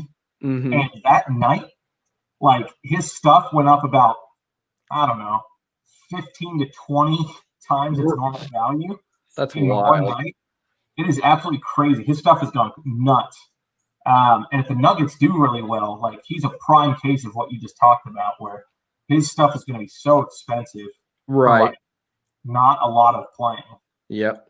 That's exactly who this guy Gary Vaynerchuk mentioned. Oh, it's Gary Vee. Yeah. So Yeah, Gary Vee. I was wondering if that's who you were listening to. Oh, I didn't know you watched the Gary Vee. Oh, I don't watch him at all. I've never seen a single video of his. I just know who he is. You just know him? Online forums and stuff that I read up on every day. A lot of people hate him. Basically, just jealous of him. He's very much a love or hate kind of person. Right. But he personally is responsible for a lot of the stuff that's happened in the card world. Right.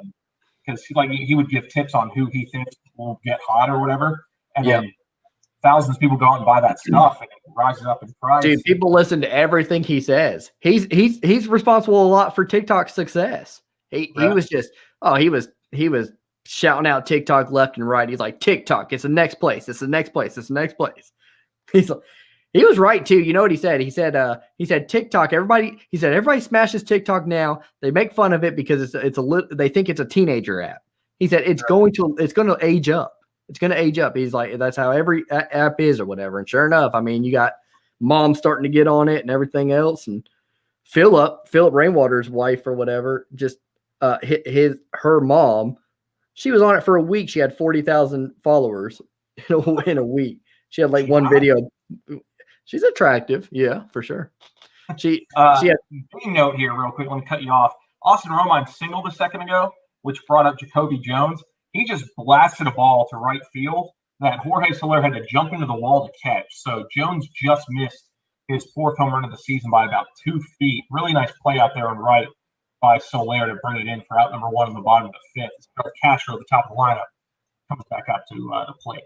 So that means Jones got a taste of his own medicine because you missed the other day when he caught the one against the wall. Did you see the highlight for it at all? Yeah, I saw that. It's pretty nifty. Yeah. I guess it's fair to, you got to take it as much as you give. Phil, I will be right back. I realized I forgot to let the dog out of his room. So we're now into the almost sixth inning here. So I'll be back. Good luck. All right, I'm going to give play-by-play. Like I said, bottom of the fifth inning here, 1 out. The runner on first base is the catcher, Austin Romine. Hill Castro at the plate for the Tigers. He's in a hole, 0-2 early on against Brady Singer. So that fastball, 93 miles an hour four-seamer, is way out of zone up high. Makes the count 1-2. Singer, the rookie, up to 78 pitches. This will probably be his final inning, would be my guess. He only went 5 innings in his previous start last weekend as well. The Royals definitely don't want to overwork the young arm there. As the 1-2 pitch, they're calling for low and inside. He delivers a 93-mile-an-hour two-seamer. It got up a little bit and was lifted into left field, but no trouble there for Alex Gordon. He makes the catch as Romine trots back to first base. So that's 2 outs on the board, but now Singer has to get past Jonathan Scope, who in the fourth inning took an outside slider and poked it. I mean, I can't emphasize enough how much of a non-home run swing his swing was. And it just flew and flew and flew, and it carried out over the left field wall to tie the game up in the fourth. So he's going to try to do that again with the runner on first base here. 2 outs, bottom 5. The first pitch is a 93-mile-an-hour fastball that clips the outside. I will say this for Singer today. He is absolutely pounding his spots, really working that outside corner against the right-handed hitters. He's looked really good, especially with the fastball. As the 0-1 pitch is on its way as Perez sets up inside, but that pitch is way up high, swung on and missed to run the count to 0-2. Singer's done a great job getting ahead of the hitters here late in the game. Scope's going to have to battle back here. He's in an 0-2 hole. 81 pitches now for Brady Singer on the mound. 81. That pitch is swung on and missed. He took something off of that. I think it was a two-seamer. Came back across the plate. Scope gave a whiff at it. It wasn't even close. So he strikes out, strands the runner on first base. We head to the top of the sixth inning. Tied it 2. Scope's been terrible, hasn't he? Oh, really bad play. I think right now, if you to do MVP voting in the American League, it'd probably be Jacoby Jones 1, Jonathan Scope 2. The Detroit Tigers. No one can argue that. They're the two best players in baseball. Just straight representing, man. I tried to tell you going into the season you were completely wrong about us. We are one excellent team. It's got nothing to do with the fact that we're playing the Royals, who are also projected to be the bottom of the division, the bottom of baseball. So that's what it is, man. Top of 6, 2 outs, 2-2. Can I do a score update around the league? Yeah, let's hear it. All right. In the top of the 5th, the Yankees lead the Orioles 5-4. A game that kind of impacts me, the Cubs and the Reds got postponed, and that sucks because I had multiple Cubs and Reds in my FanDuel lineup tonight. So I just basically threw money away. So that's awesome. That if that happens, that's how it goes for real. Yeah, once the games start, your lineup locks. And that's some bull. It is. In AL Central action, the Indians lead the Twins by a score of 2-0. They're in the middle of the 5th inning. And what team am I missing? Indians, Twins, Royals, Tigers, White Sox. White Sox do not play today. So there's that. That's your score update. Hope you enjoyed it. My dog is literally howling like a wolf. I'm gonna wait till the until the game starts back up though, so that you'll have something to talk about. I was realizing when I went downstairs and let him out of the room, I was like, "Oh crap! I hope I didn't leave him. I hope they don't end the inning or whatever, because there's really not that much you could talk about in between innings. If that's the reason. Right. I can talk about just about anything. Like, about that. I don't know if it's good for the channel, but I can find stuff to talk about. Yeah, you're like, in other news, haven't manscaped in about 2 weeks. It's really growing, folks. All right, we're back. What if I watch this back and all the times I leave, you're just running your mouth about me. You're like, it's a great time to talk about how short and stupid Ray is. His idiotic country accent. He's not even from the South, but he has a Southern accent. We're at a solid 6 views, so there's that. That's what you give like the live score updates and everything and the play-by-play, and I give like the YouTube analytics. All right, we are in the top of the 6. We have 6 views, currently 8 subscribers. So what are the other 2 subscribers doing? This is terrible. I know. I'll have to get at them, man. Well, I guess I'm one of them, so I probably don't count, right? So yeah, you don't. Yeah, you could at least set your computer. You should set your computer up just watching our live stream. That'd probably take so much connectivity up. All right, let me go get this dog right quick. I'll be right back. All right, good luck. Top of the 6th inning here in Detroit. The first baseman for the Royals, Ryan O'Hearn, was the first hitter. He grounded out to second base to lead things off. So there's 1 out here as Michael Franco steps into the box. He's 0 for 2 on the day with a line out and a ground out so far. The 0-1 pitch from Nova is a fastball that misses outside, runs the count to 1-1. Franco, the former Philadelphia Philly prospect, kind of left there on bad terms, got picked up by the Royals. A 2 home run game on Monday as he fouls that one off, makes it 1-2. Royals bullpen getting hot. Looks like Greg Holland getting loose there.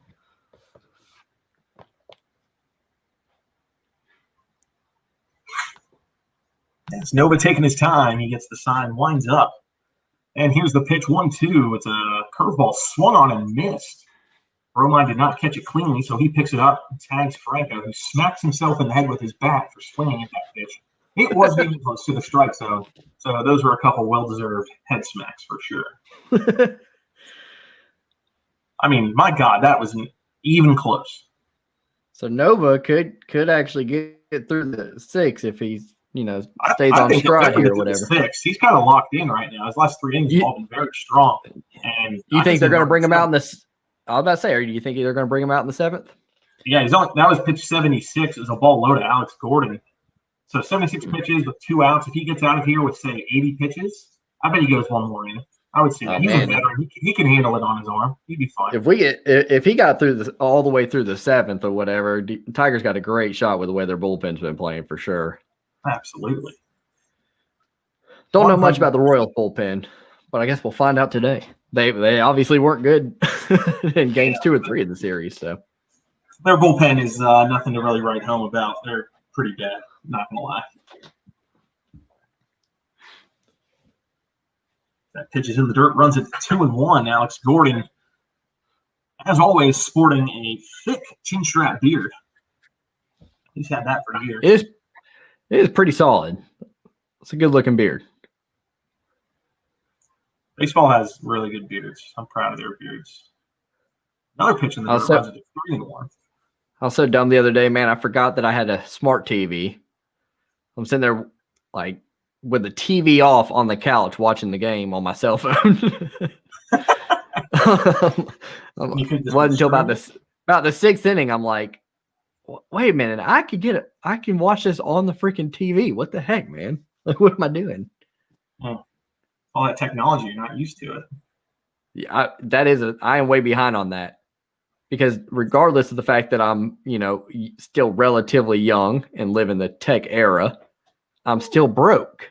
So I don't get to experience much of that cool techie stuff. It's tough stretch. Alex Gordon on that 3-1 pitch, chopped it through the right side, and it got between Crone and Scope. So that's his second hit of the day. As he puts a run on first base as he keeps the inning alive for Kansas City. As Mondesi will step into the box here for the third time. He singled in the fourth inning, but was left stranded. It feels like Mondesi's been at bat about 7 times today. There's been a lot of Mondesi mentions. It's a fun name to say, Mondesi. It is. I even slurred it a little bit. That pitch was not even close. That was. How do they not call that a strike? Look on the StatCast on the screen. That thing is like, it's not even near the square. That one was really bad. I think that one got away from him just a little bit. 2 outs here. 2 outs. Top of the 6th, 2-2 ball game. As they had the shift on again. That's the same spot that he had his first single through the left side. And Alex Gordon showcasing the wheels there. He gets all the way to third base on what could have been a ground ball if they were playing regular defense. Should have been a 6-3 putout, but instead it's a single and it puts runners on the corners. As the Royals threaten here late in the 6th. This is huge. Just as we were talking about hoping Nova can get into the 7th and maybe even through the 7th, all of a sudden he's in a little bit of a dangerous territory. Men on first and third, top of the 6th. This feels really interesting to see on that replay. Nova, he gave up that ground ball, which is usually an awesome thing for a pitcher, but he knew the shift was on. So he slammed his glove in frustration because he knew that should have been out number 3, but whoever calls the defense kind of cost him there. And that's the second time that Monsi's gotten a hit because of the shift. Again, because I don't understand why they're shifting on Mondesi when he's a guy who can spray it to all field. That's just a really weird call to me. Well, and that point's been proven twice, like you said. And that was a real weak chopper, like that was an easy out. Like had you not gone with the shift. All right. And with that, that's it. Nova's done. Garden Hunter comes out with his mask still on his chin, by the way. Yeah, I was thinking they might do that just now. I mean, with it being on third, it seems like he's starting to lose his stuff a little bit towards that bottom half of the inning. But I don't know much about this Alexander guys they're bringing in. Like you said, the other guys must be. We've been working the bullpen, so this is Tyler Alexander on his way in. He's a lefty, so my guess is they're playing a matchup. I don't know the lineup. But my guess is probably a lefty hitter. It might be Brett Phillips. If it's Phillips, it's a lefty-lefty matchup situation. So wouldn't they just pinch hit though? I mean, they could potentially, but the 6th inning, you want to score the run, but you don't necessarily have to change your lineup to do it. Maybe, man. I don't know. A run seems pretty huge right now in this game. But let me tell you a story while we have some time here in this pitching change. This morning, my baseball game that I worked, we had there's a guy pitching, and he's a two-way guy. He hits and he pitches like regularly. And in a game where his team was up by 1 run, he got a single with 2 outs, and they decided to pinch run for him. He was pitching at the time. So they decided to pinch run for him, but they had already burned their DH, so the pitcher had to hit. So they pinch ran this kid, and with all the subbing that they did, basically they had to bring in a position player to come in to pitch the next inning because they screwed up because they tried to pinch run for this guy. And they had the lead going into the final inning. They were up by 1 run, and the position player came in and gave up 5 runs, and they lost the game. It was awful. First of all, I felt so bad for him. Pretty excellent coaching. That is some good. That's some good coaching right there. Exactly, but so that's why I would not pinch hit here because then the because of that one. Because we know that like the sample size of one single thing that just happened. Is what's going to happen every time. One time I saw a guy steal a pear from the grocery department, from the produce department at the grocery store, and I was like, everybody's pear stealers. I mean, I don't know, like for sure. It's not. There's no ifs, but you're not going to convince me otherwise. I'm telling you, like I've swiped a few pears. I'm not going to lie. I knew it. You look like a pear stealer. Even you know what? While we're confessing or whatever, I've taken 4, a total of 4 in my life. It's not something I'm proud of. All right, big opportunity. So we got Tyler Alexander on the bump. He's the lefty, and McBroom is in to bat, the right-handed hitter for the Royals. I guess that automatically, but I'm not 100% sure. No matter how this turns out, that automatically makes me a smarter baseball fan than you, because that is correct. Because I'm thinking on the level of professional managers at this point. You know, I'm not a pro. I'm amateur. No, I mean, you know as well as I do. That left on left matchup or whatever is horrible for the hitting team or whatever, and it's just you know. Like you said, it is the 6th inning, but I mean, there's 2 outs in the 6th inning, and it's getting late in the ball game, and both teams are pitching pretty well. And right, shout out to me, by the way.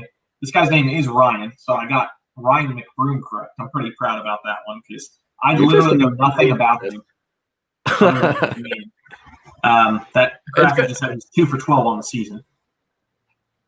And you said basketball is your main sport, so you're going to be even better at that. You'll be even better. I would love to do some live basketball play calling. That would be absolutely wild. That's another thing. I'm not going through this YouTube loophole anymore. I'm just going to say one sentence this time. Okay. And that is, I think basketball and football with live streaming probably will be a little bit more, more watched, I'd imagine. I think. Right. I can't imagine there's a ton of people tuning in for Royals Tigers. Yeah. Not exactly the searchable, what everybody's going for right now. All right. I've been into that Astros.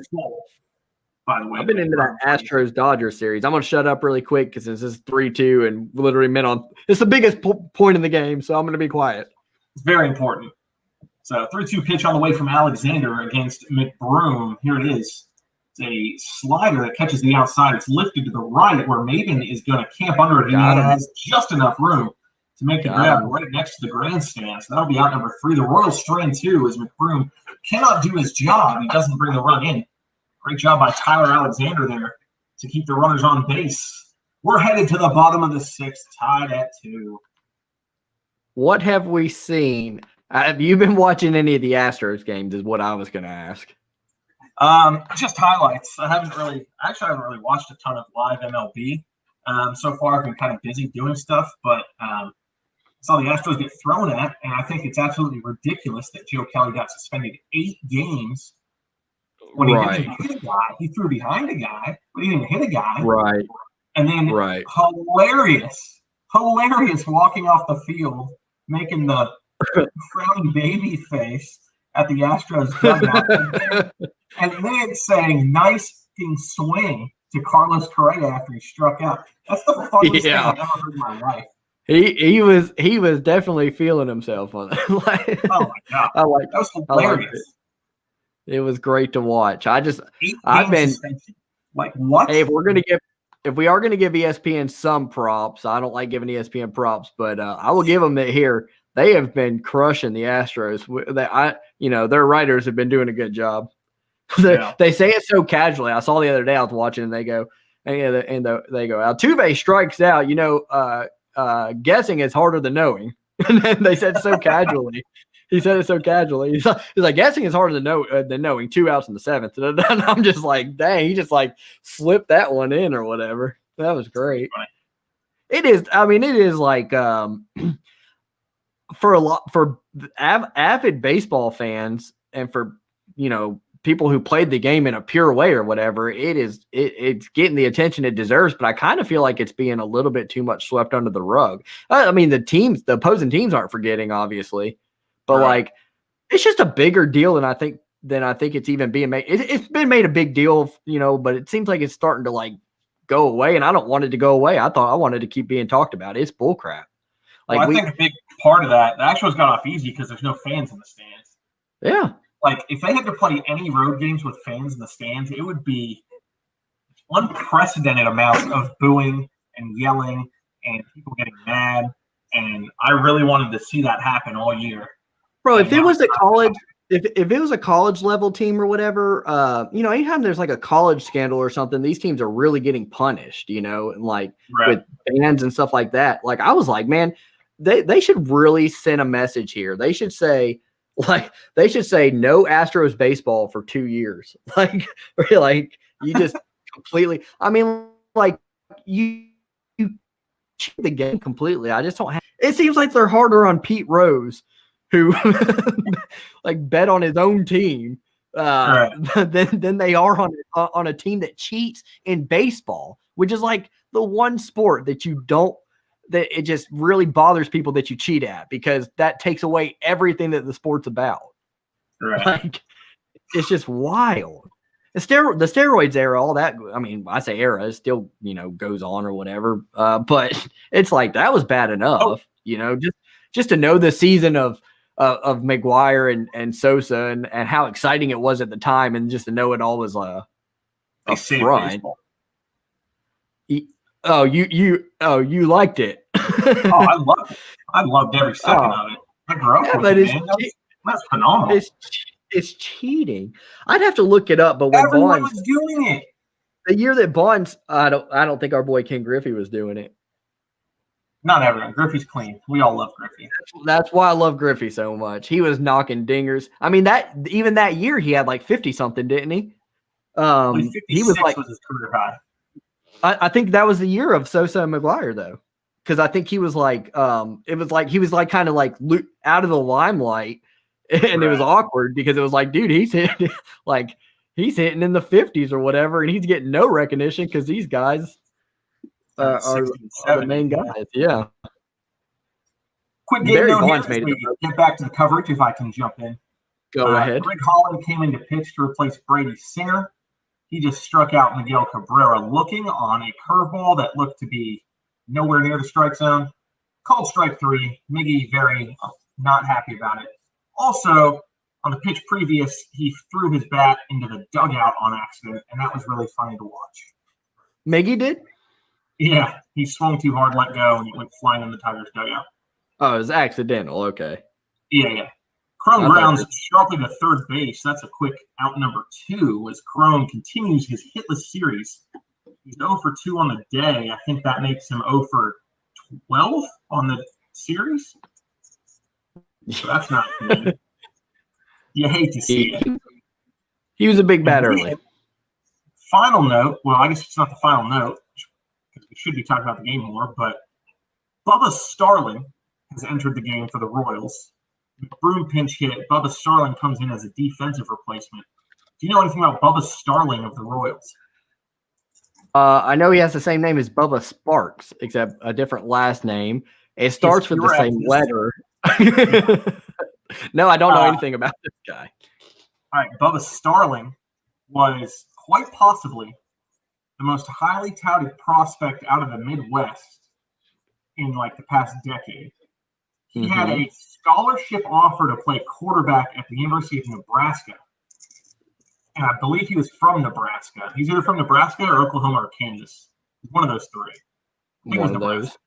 So, but instead of going to play football at Nebraska as the starting quarterback, he went in the MLB draft. He was drafted in the first round by the Royals. I want to say it was 2013, maybe 14. Mm-hmm. And he just made his debut last year. He didn't really pan out. I mean, he's still in the MLB, but he definitely isn't what people thought he was going to be, which was the greatest athlete to ever roam the planet. Anyway, he's in the game playing center field now. Here we go. That was an excellent story, and got to play with Nebraska, huh? That was a way to go. Yeah, I mean, he got paid. I think he made all the right decisions. Yeah, he'll be fine. I'm a big fan of 2 outs in the bottom of the 6th inning.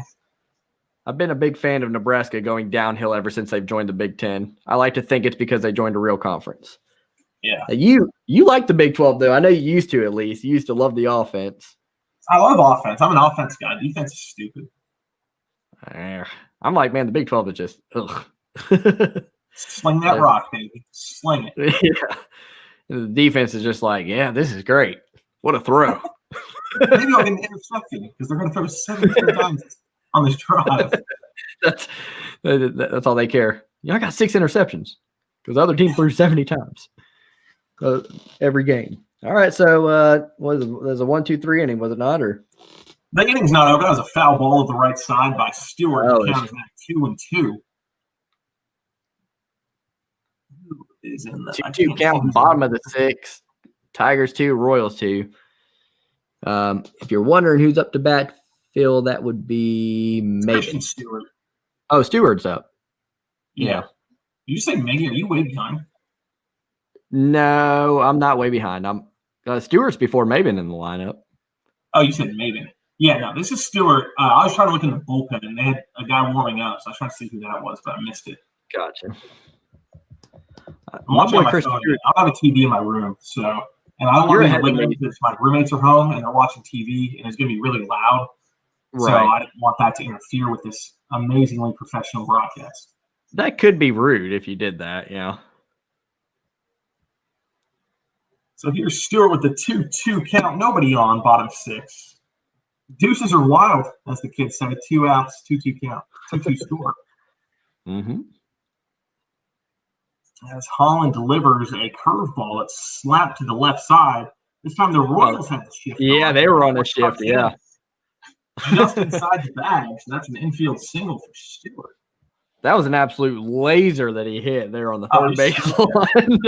Absolutely rocketed that ball down the third base line. It just kind of like rolled and stopped. It honestly, it barely made it to the grass. That's awesome. Baseball's such a weird sport, man. We saw the Royals in the first 2 innings fly out to deep center 3-4 times for outs every time, and then Stewart gets a single there on a ball that was barely touched. So weird. You're a big fan of shifts. We found that out today. I mean, you're a fan of them when they work. These teams are really overshifting, man. Yeah. It's weird. It's weird to see. Yeah, I mean, I've never really seen that like that. I mean, obviously, I've seen plenty of shifts or whatever. Right. They've been doing it for years, but I feel like the Tigers especially, that was the Royals there, but the Tigers are doing it a ton. Really what it is the third base coach has a coronavirus. So they're just they're playing socially distant defense. Yeah. Let's get away from this guy, man. Who cares if we give up a hit? All right, we got Maven up to bat here. 2-2 ball game, bottom of the 6th, 2 outs. Man on first. What were you going to say? I was going to say, I like that there's a single live human being in the stands above the Tigers dugout. It's a chick. I think she's a photographer. She's just there alone. Getting the pics. Snapping them. It's crazy. The fans aren't getting pissed off that she's in their way. Yeah. They're zooming in on Maven's Jordans. He's got Jordan Brand cleats on, which is pretty gangster, I guess. We were Detroit was going up against a pitcher the other day that was wearing Vans. No, that was Lorenzen for the Cincinnati Reds. He's from Cali. Yeah. Maven strikes out to end the inning, going to the top of the 7th now, 2-2 ball game. And Detroit, we're probably not going to come back with Alexander, will we? We'll probably go with somebody else. I mean, he only faced one batter, so he's fresh. Yeah. But do you think it was just supposed to be a matchup thing, or we'll see? Well, we'll see. We'll see. It was supposed to be a matchup thing, and then they they went against that. I think good ball. The Tigers, I mean, at the very least, the Tigers games have been, we haven't called them all, but if we would have called them all, they really haven't been that hasn't really been a bad Tigers game except for the first one. Right. And if you're just a fan in general. Ain't good the first game, but every other game's been.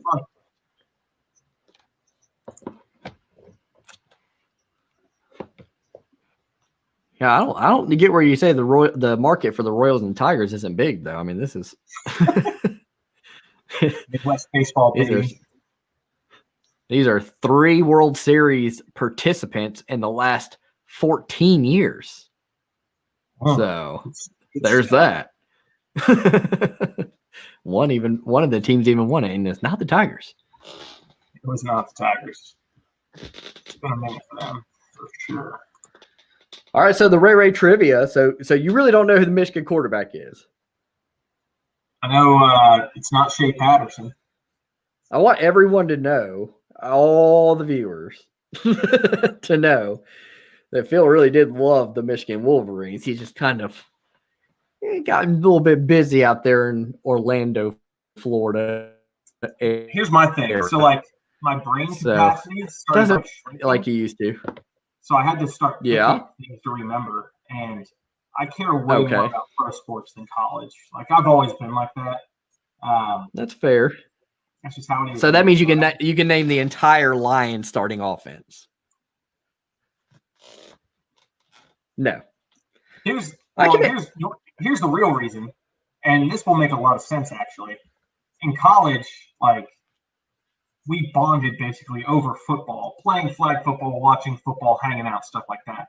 I moved down here to Florida, and I worked in baseball, and then my favorite hobby was playing basketball. And football kind of left my life. Like, I watched it, but it wasn't like a huge part like it used to be. So I got way more into baseball and basketball because those were things that were prevalent in my life. So I kind of lost touch with it. It's by far my third favorite sport. Like, to me, it's basketball, baseball.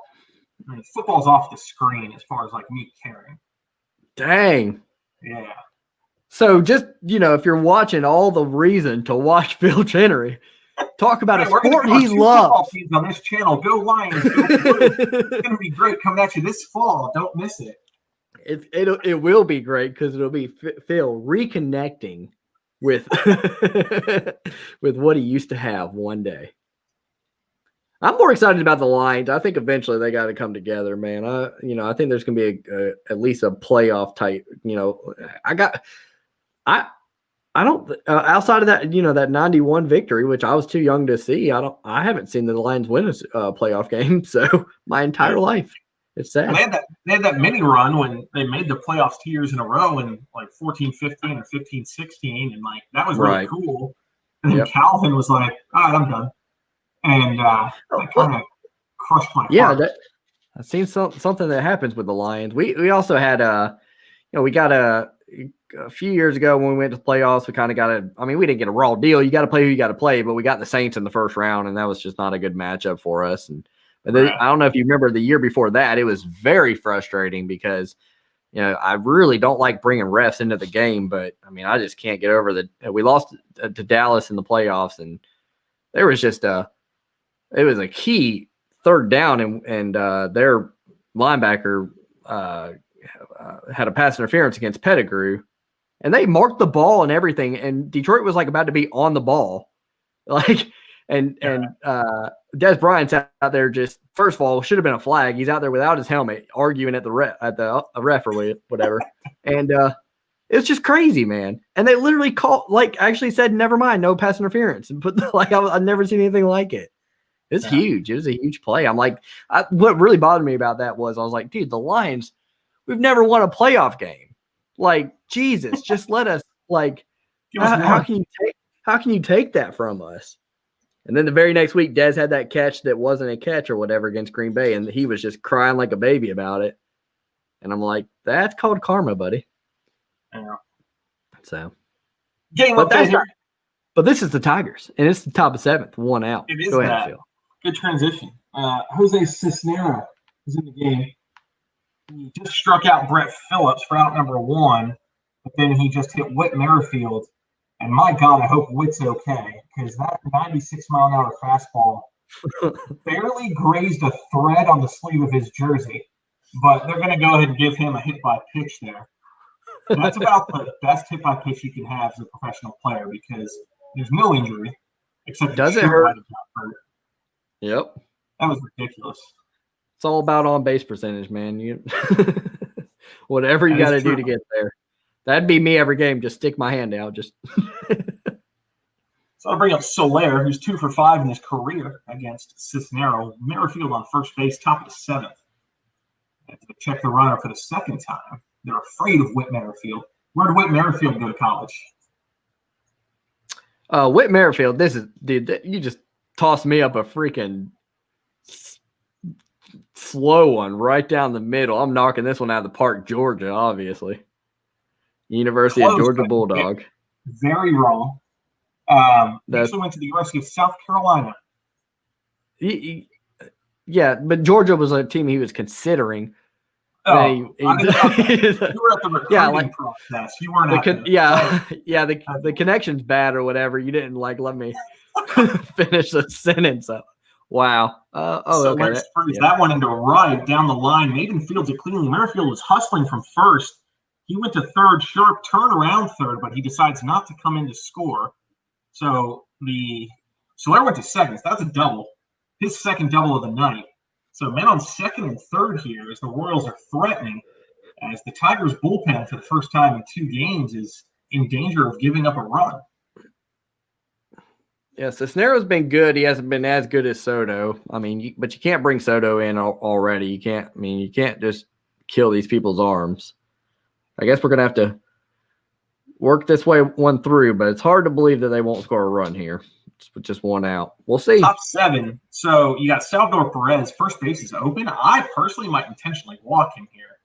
Load the bases. Yeah, I mean, get the double play or force out at any base. This late in the game, Salvador Perez already has a double. He's a good hitter. I wouldn't mind walking him here, but they're going to pitch to him. The first pitch misses low and outside, makes it 1-0. And then guess what? They're shifting again, so that's fun. And guess what they did? They hit it up the middle, and it didn't matter. So weird play right there. They shift up. So the shift actually worked. Scope is able to field that line drive. Merrifield came in to score because it was hit hard enough that there was no play at home. However, Maven tried to go to third, and instead of throwing the force out at first, Scope turned and fired to third base where Candelario was there to apply the tag. So no hit. That's going to go in the book. So you got man on first. There's a man on first. That's in the book as a fielder's choice. Put out 4-5 on the play. It's an RBI. Merrifield comes in to score. The Royals take a lead 3-2. 2 outs now. Yeah. I think that was the right decision by Scope, though, don't you? I mean, he couldn't get the guy at the plate. Merrifield was going on contact, so he's got great speed. They wouldn't have gotten it. But to be alert enough to get the out at third base. You end up getting the lead runner out or whatever. That's not the best situation we could have had happen, but not a terrible one, especially if you're going to give up a run there. And you know what? I'll say this: that shift saved a run. If they were in regular depth, that would have gone up the middle. It would have been a 2 RBI single. So the shift worked. That's why we love shifts, man. We love shifts. Big shift guys here. Ryan O'Hearn takes a daddy hack at that one and misses. It's 2-1 the count. So when you do the little ticker at the bottom, like with the score update, does that come with StreamYard, or is that something else you have as a program? It comes with StreamYard, which it's not 100% necessary because, I mean, the score is right there on the screen too. But I just kind of do it just for looks or whatever. If you can think of other things we can put on there or whatever, like when you get the subscription, you don't have to have like this powered by StreamYard. That can be your logo instead, and you can add videos. That'd be pretty cool. Just like our he just this was I could be like, this was Miggy last night if you missed it, and like show a clip or whatever. So there's just a lot of things you can do whenever you can just do your own branding in general. But for the most part, I'm pretty happy with the. I think they have a pretty cool setup in general, just on the free part. Sure. I just don't know if like during football season, I think we would stream more than 6 times a month if we, got numbers. So probably have to pay. Herman there on a fastball. So that's out number 3. They leave the runner stranded on first, but the Royals take a 3-2 lead heading to the bottom of the 7th. You know what I've just thought of? What's that? Instead of flashing the score, since it is like we put the game feed on so people can see the score, maybe instead put up like a big play, like RBI, Salvador Perez. Yeah, that'd be good. Yeah, I was thinking that earlier. Whenever Scope homered, I was, I'll start doing that. Yeah, that's a good idea. Treat it like a headline, like Scope homer ties the game in the 4th or something like that. Right. Like that is one thing that I love about being. That's one thing I kind of missed about being a smaller channel. When I started to grow on the other channel and I had like 1,400 subscribers, I missed that because it's like a very trial and error thing or whatever. And you can't, it's just, you get less trial and error. You don't get to test out videos or whatever. I would post like videos that were like, I thought were fun and that my subscriber base might like. And they're like, what is this? I mean, it's funny, but we just want the previews. And I'm like, dang, I don't want to be tied down to like one thing or whatever, All right. So we'll see. You gotta spread your wings. Wait until you start to. We've yet to get like negative comments and stuff like that, and I never thought those would hurt. they hurt pretty bad, man. I had one guy tell me that I look like a chomo. Do you know what a chomo is? I do, because you put it in a text last week or 2 weeks ago. That's hilarious. Oh, God, it was wild. He said chomo, and then I won't go into it because I don't know what kind of YouTube AI can pick up on that, but that was that. One guy said, dude, this dude's teeth is all kinds of jacked up. I'm like, yo, man, like, yeah, you can make fun of the content, the voice, because I do get very like, hello and welcome to da-da-da. Like, I get it. You can make fun of all that. I don't care. But, God, when you start talking about my teeth, man, and my braces got repossessed, it was tough, man. It was tough times. All right, so the stat I'm going to put up is, let's see. I mean, nobody's hitting spectacular or anything. Scope's 1 for 3. I'm gonna put, what do you think? What would you write if you were writing the sports ticker right here? Like just like right now, this exact instant? Would you say? I would just say. I mean, it's a negative for Detroit, but we'll just say Cisnero gives up run, and I would say something like Tigers chasing 5th comeback win of the season, or something. Oh, okay. Like Positivity. Okay. Something happens. Is it the 5th comeback win of the season, or are you just making that number up? No, it's their all 4 wins so far have been comebacks. So they've trailed in every win so far.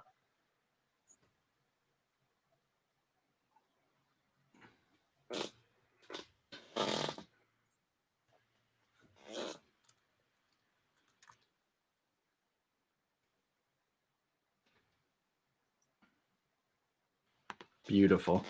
Tigers chasing 5th comeback win of the season. Perfect. Dang. All right, dude. Leading things off in the bottom of the 7th inning is Jamer Candelario. He's 0 for 2 on the day. He's actually 0 for the season. So he's looking for trying to get things going. He's one at bat away from losing his job. What's that? He's one at bat away from losing his job. Yeah.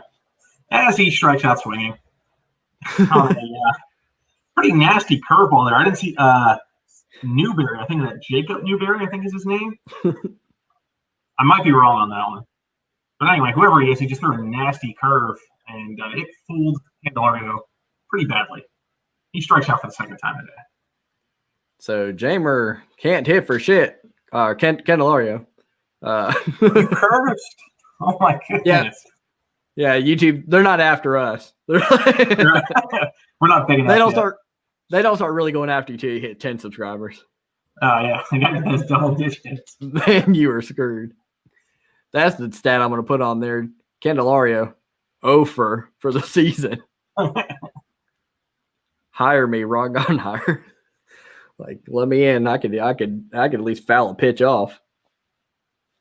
Here's Austin Romine. He swings and misses on 94-mile-an-hour cheddar up and in. Makes the count 1-1. I'm ready for our boy John Murray, and maybe John Murray can come in and save the Tigers. Let's go Winthrop, baby. Here's the 1-1 pitch. Slider on the corner. Romine gets under. He pops it up to short where Mondesi makes the play. There are now 2 outs in the bottom of the 7th. That bottom of Detroit's lineup, man. So here's a question, since you're a pro manager. Like, yeah. Jacoby Jones is absolutely smashing the ball, right? But he's hitting 9-hole every single game. Do you ever move him up in the lineup? Or are you going to just keep him in that 9-hole? I am a big fan of keeping him where he's at. Like, I'm a big fan of it's a weird thing. A lot of people are like that, where they're just comfortable there or whatever. They're like, I like being the underdog, the guy that you think, it was the 9th best hitter on this team, and they just kind of strive off of that. I mean, that might not be what he's thinking, but that's what I would think. And there was a season where I played on a really good baseball team, and I was batting 8th, and I was not used to batting 8th. I was always lead off or second hitter all my life, and I played on a team that I was the youngest player on the team or whatever, so they were just a little bit more developed than I was, and they were really good. But I batted well, man. I felt comfortable there because I was like, it's just, I don't know, everybody's kind of expecting you to get out, so it's like the pressure is a little bit off. Yeah. You can look at it one way or the other. Pressure's off or the pressure's on. I looked at it as pressure's off. He's definitely seeing the ball well, man. I look at it as, why is Candelario in front of this guy striking out every at bat? Like, so he's seeing that's more a better point. Jones, and that's silly. Okay, but maybe in that situation, I don't know. Is Candelario just a great fielder or what? Or do we not have anybody else that we can put? I mean, for a guy that's going over or whatever, I mean, all these home runs that Jacoby's hitting and these RBIs that he's bringing in or whatever, guess what they'd be if we didn't have Candelario in front of him? Like, he'd really have that. He'd already have the AL MVP wrapped up Game 7. Jones draws a walk there on a 3-1 pitch. He's on base for the 2nd time today as he tries to keep the rally alive. Of course, for the Royals, they were down to 2 outs when Merrifield reached, so they doubled him over to they were at 1 out. When Merrifield now Jones is going to do his move to 3rd. Jones will do his best here to not get tagged out while taking off a glove. He got dip slapped last time he was on base. Yeah. That's awesome. He's talking to the first baseman right now. He's like, look, I remember. I haven't forgotten. Hey, man, that wasn't cool. Royals are going to bring in a reliever. I think that's Ian Kennedy, but we'll see when we get back to the feed. So, in the meantime, here we are talking. Detroit, up to bat for Detroit will be Hideo Castro. I'm just kidding.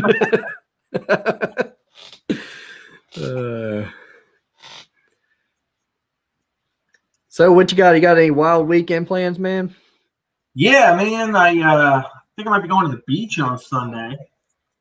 So that's exciting. That's that's like one of the best places to go during coronavirus. It's like, well, yes. It's actually surprising. So I went about 3 weeks ago. Are you going to Cocoa or? Either Cocoa or New Smyrna are on the table here. We're trying to figure that out as a group.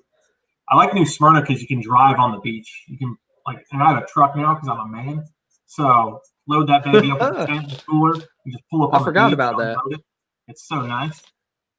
Dude, you've always been, of all my friends, I've that's how I would describe you, just the manly man of the group, for sure. I am. Either you or Tom Sortecki, I would go with. So it's just pictures of testosterone, the two of us. The most feminine would also obviously be Rob. He was, God, he just. I know Tony wears the pants in that relationship. I'll tell you. That is correct. Knowing Rob creeps out in the weirdest of times. He could be watching right now. He found us for sure. He knows he's watching. He's going to text me about it later and be like, hey, man, I heard what you said. Hey, man, you guys want to watch Terminator 2? You remember when he did that? It was Ian Kennedy. I was right. Look at me being right. Ian Kennedy, this is the he is of some kin to John F. and Robert. He is the Nope. correct. Go on. It must be. I thought I had my stuff straight. Never mind. Who's batting for the Tigers here? Harold Castro. Oh, Castro. Okay. First pitch is lifted high down the third base side. Will they have room to make a play? Franco looks at it as Mondesi comes over and snags it. Nice defensive play there from the shortstop. He covered a lot of ground.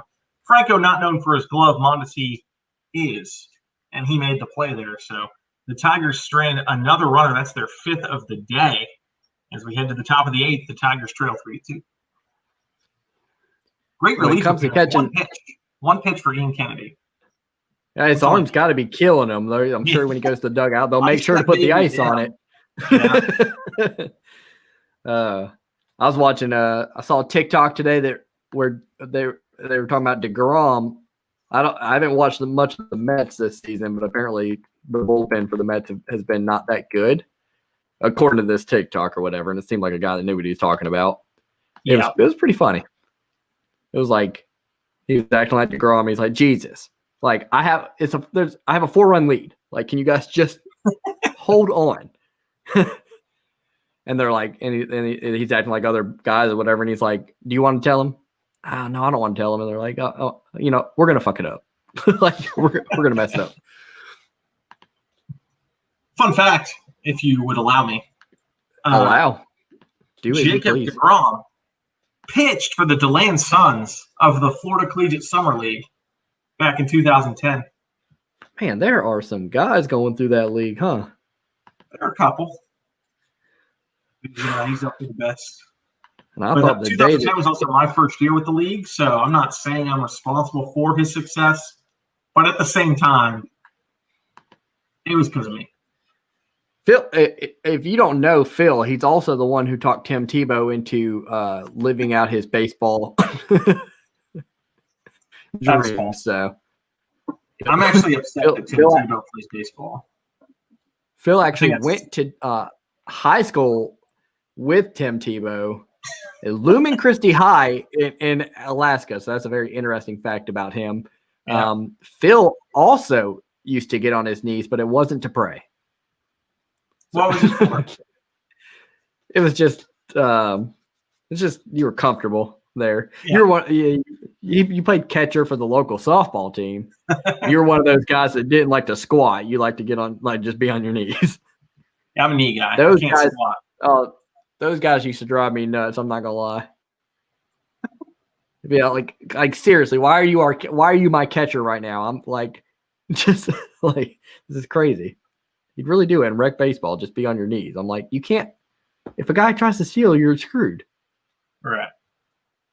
Carson Fulmer enters the game as relief pitcher for the Tigers and gives up a bit of a moonshot there to Franco, but he got under it just a smidge. You could tell as he threw the bat down in disgust.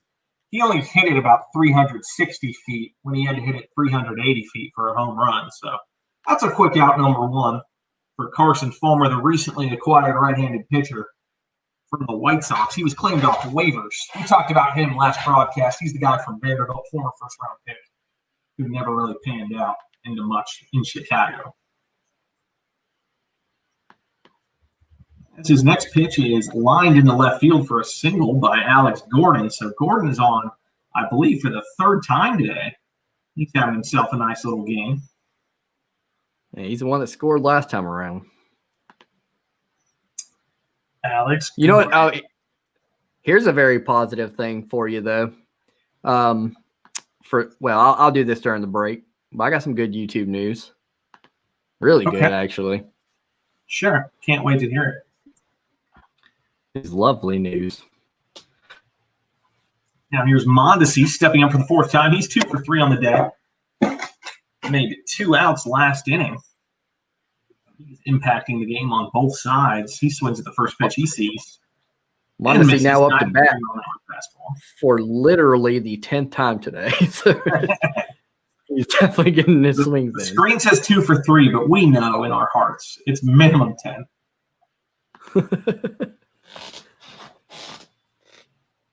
Next pitch is a curveball slapped through the right side for another single. Gordon going to go to third easily.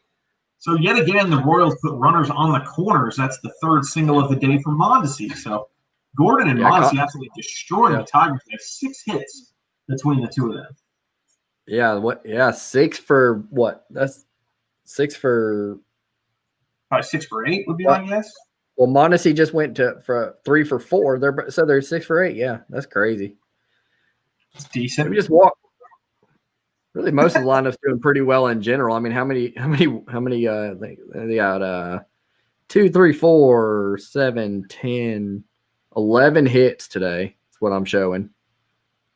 It's a lot of hits. Yeah. Here's my boy Bob. I don't know how it ended up yesterday, but late in the game, it was a tie ball game between the Royals and Tigers, and Tigers only had 3 hits, so the Royals had 9. So that's nuts. It's because the Tigers only hit Bob.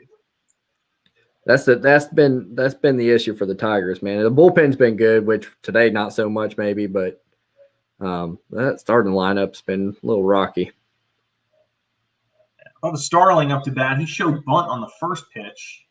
He's going to swing away on the second one, and he rips that down the third base side. That is a fair ball. All the way down the line, it bounces off the bleachers on the left side. Gordon scores easily. Mondesi, with his great speed, comes all the way around from first base. That's a 2-run double for the what could have been Nebraska quarterback Bubba Starling. His first double of the season extends the Royals' lead to 5-2. He should have just stayed at Nebraska. We wouldn't. Then Detroit wouldn't have gone to 4-3. That curveball for the Tigers. We'll take a lot for us to come back right down the middle. That's smoke down the line. The good thing for Detroit is we could work it back around to the rotation, and if you can work away in the 9th inning, get Candelario, and with the bases loaded, 2 outs, you know he's going to come through for you with a dinger. Yeah, so he will do. Never out of this game when you have Jamer Candelario. Jamer is the way. What I was going to tell you about YouTube, since the break's never going to happen with our pitching. Yeah, let's just get into it. Is our click-through rate, which means when somebody sees your thumbnail and clicks on it, the YouTube wants to see anywhere between 2 and 10%. With the higher it being, the better the algorithm picks up, and they say, okay, people are clicking on this guy's videos, especially when you have like a collection of 10 to 20 videos. Long story short, I was looking at our click-through rate for this game. It's 14%. And overall it's 14.8%. So we are above even the better click-through rate of that YouTube prefers. So if we can keep that up, that's all in the thumbnail too. You got to make a tempting thumbnail. Does that mean that they're clicking the thumbnail to see what we're talking about, and then once they hear us talking, they're leaving? No, that would be average watch time, which we also are really doing well on. Because live streams like this, when nobody has a vested interest in you as a person, aren't going to do that well. You know, no matter how well we commentate or whatever. Sure. People have to. I mean, Micah, our boy Micah, is he's an exception. But shout out Micah. He's the man. But most people are just going to come and leave until, they don't care about you until you give them something to care about, personality wise or whatever. So, but watch time's actually been very good. It's like on our one stream, which it was mostly Mike, obviously, but the average watch time, but there were 29 viewers, so it wasn't just him. The average watch time was 20 minutes. Sure. That's very good. That looks good. Work. So people are obviously taking a break from work. They're in the back room, flipping open their phone, eating their sandwich, and saying, "I want to hear some Tigers baseball talk, baby." I'm telling you, if you can learn the Lions and the Wolverines, You got to learn the Tigers and the Lions and the Wolverines. I know you know the Pistons. You got it easy. You just got to. Yeah, I got time. I got time to figure that out. You got it easy too. You got it, which I'm fine with. You're the talent. I told you that. So I get you to call the live games or whatever. People are going to love you, and I'll do all the dirty work, all the thumbnails, I got to write these descriptions every time. It's fine though. Sure. Quick game update here. So Brett Phillips went down on strikes. Carson Fulmer struck him out on a 3-2 pitch. Struck him out looking. And then Whit Merrifield, with a man on second base, just grounded out to short to end the threat. So it's 5-2 as we head to the bottom of the 8th inning. The Tigers have some work to do. They've been great all year about coming back, having those dramatic finishes. But they only have 6 outs to work with here. So it'll take a lot of doing. Yeah, this one for win number 6. Yeah, this one's not doesn't have the same feel as the other ones. No, more of a deficit, not hitting as well either. So we'll see. Only 2 dingers today. I expect more dingers. yeah. That is one issue though. Is most of our dingers are coming without men on the bags. So right. That's even in our wins. That's been the case. I mean, we've hit like 2-run shots and stuff like that, but I don't recall. I don't know if we've even had a 3-run home run all year, 3 or more. I know we haven't had I know we haven't had more. I know we haven't had a grand slam. A 4-run home run's called a grand slam. I know. That's what I said. That is what I said. I get it at Denny's. What's your go-to order at Denny's? That's the only thing I know. It's a grand slam. Wait, no, what's Waffle House called? Is that the grand slam? No, that's the All-Star. It's called the All-Star. Yeah. Oh no, the All-American at Waffle House. I was thinking it's All-Star. It's all called All-Star Breakfast. You know what I was thinking today? This is a random thought, very random. Go ahead. Why doesn't McDonald's do like a 3 for $3 or a 4 for $4? They don't, do they? They do like those. It's just wild. It's just crazy to me. Like I've not gone to. I love the Wendy's 4 for $4 and the Taco Bell boxes or whatever. I can't. I'm just hooked. Right. McDonald's does so much more business than all the other fast food restaurants. They don't need to do that stuff. Based on brand alone, yeah. They make so much more money than everyone else. It's stupid. That's wild. They used to have the dollar menu back in the day. They got rid of that though, basically. I mean, there's like a few things they got for $1, but trust me, I know they did. I was a big fan. Jonathan Scope leading things off in the bottom of the 8th, lifts one into deep center. Not deep enough as Starling makes the catch. First out in the bottom of the 8th inning here. Tigers still chasing that 5th comeback win of the season, but this one seems a little bit harder to get to. Hopefully we'll get to their bullpen a little bit. At least it'd be good here just to at least put some pressure on them, make it a little bit exciting. Well, we got Miggy out, so he's probably gonna hit a bomb. That's what he does. It's either a bomb, a strikeout, or a single. He swings and misses at the first pitch. High fastball. It's 0-1. Comerica Park sold out crowd tonight in Detroit. They've been quiet though. They've been quiet. Tigers haven't given them much to cheer about, but you like to see like a little bit more, clapping and just being under, there for your players. Yeah. Everyone decided to dress in the same dark green though. They blend in with the seats. It's wild. Crazy. It's like it must be camouflage night. I was thinking. Or John Cena night at the ballpark. I don't know. That's a wrestling joke. Yep. I'm ahead of you. Miggy just knocked Miggy just hit it again. Dinger! What did I call it? He hit a home run. Yeah. In the first game of the season, I was asking you what's wrong with Miggy. Is he in the downturn of his career? There's another thing we got wrong. That's another good thing about not having a subscriber base yet. We're allowed to be wrong early. Well, I will say this. So that home run came on a curveball. And what did I say earlier? As long as they're not throwing fastballs to him, he can still hit it. That's true. That's true. And that's what it was. So from now on, attention all MLB pitchers. Only throw fastballs to Miguel Cabrera, and you'll be fine. One of my favorite things about Cabrera, since he's been a Tiger or whatever, is I mean, there's a lot to love, obviously, but I think one of the best things I like about him is I never have to wonder, like when the ball hits the bat and it's gone. It's great. I never have to sit there having that little moment of, oh, I wonder if it's going. Right. Like when he hits a home run, he hits a home run. That's his first multi-home run game since 2016. Wow, that's crazy. It's 4 years ago. That's very wild, but it's also kind of impressive that he's this early in the season. Oh, I'll be right back. I'm gonna plug my phone in. Yeah, go ahead. CJ Cron up to bat. He's 0 for 11 in the series so far. Started off hot against the Reds with home runs in back-to-back days in the first 2 games of the season. But he is struggling. He's down 0-2, and he strikes out again. He's 0 for 12 now in this series. Absolutely terrible effort there from CJ Cron. He went down on 3 pitches. Good morning, good afternoon, and good night.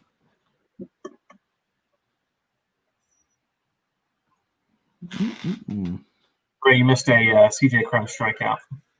Yeah, in the time it took me, a strikeout, not even just an out. 3 pitches. It took about 40. Lord. Good Lord! In the time it took me to plug a phone in, this guy strikes out.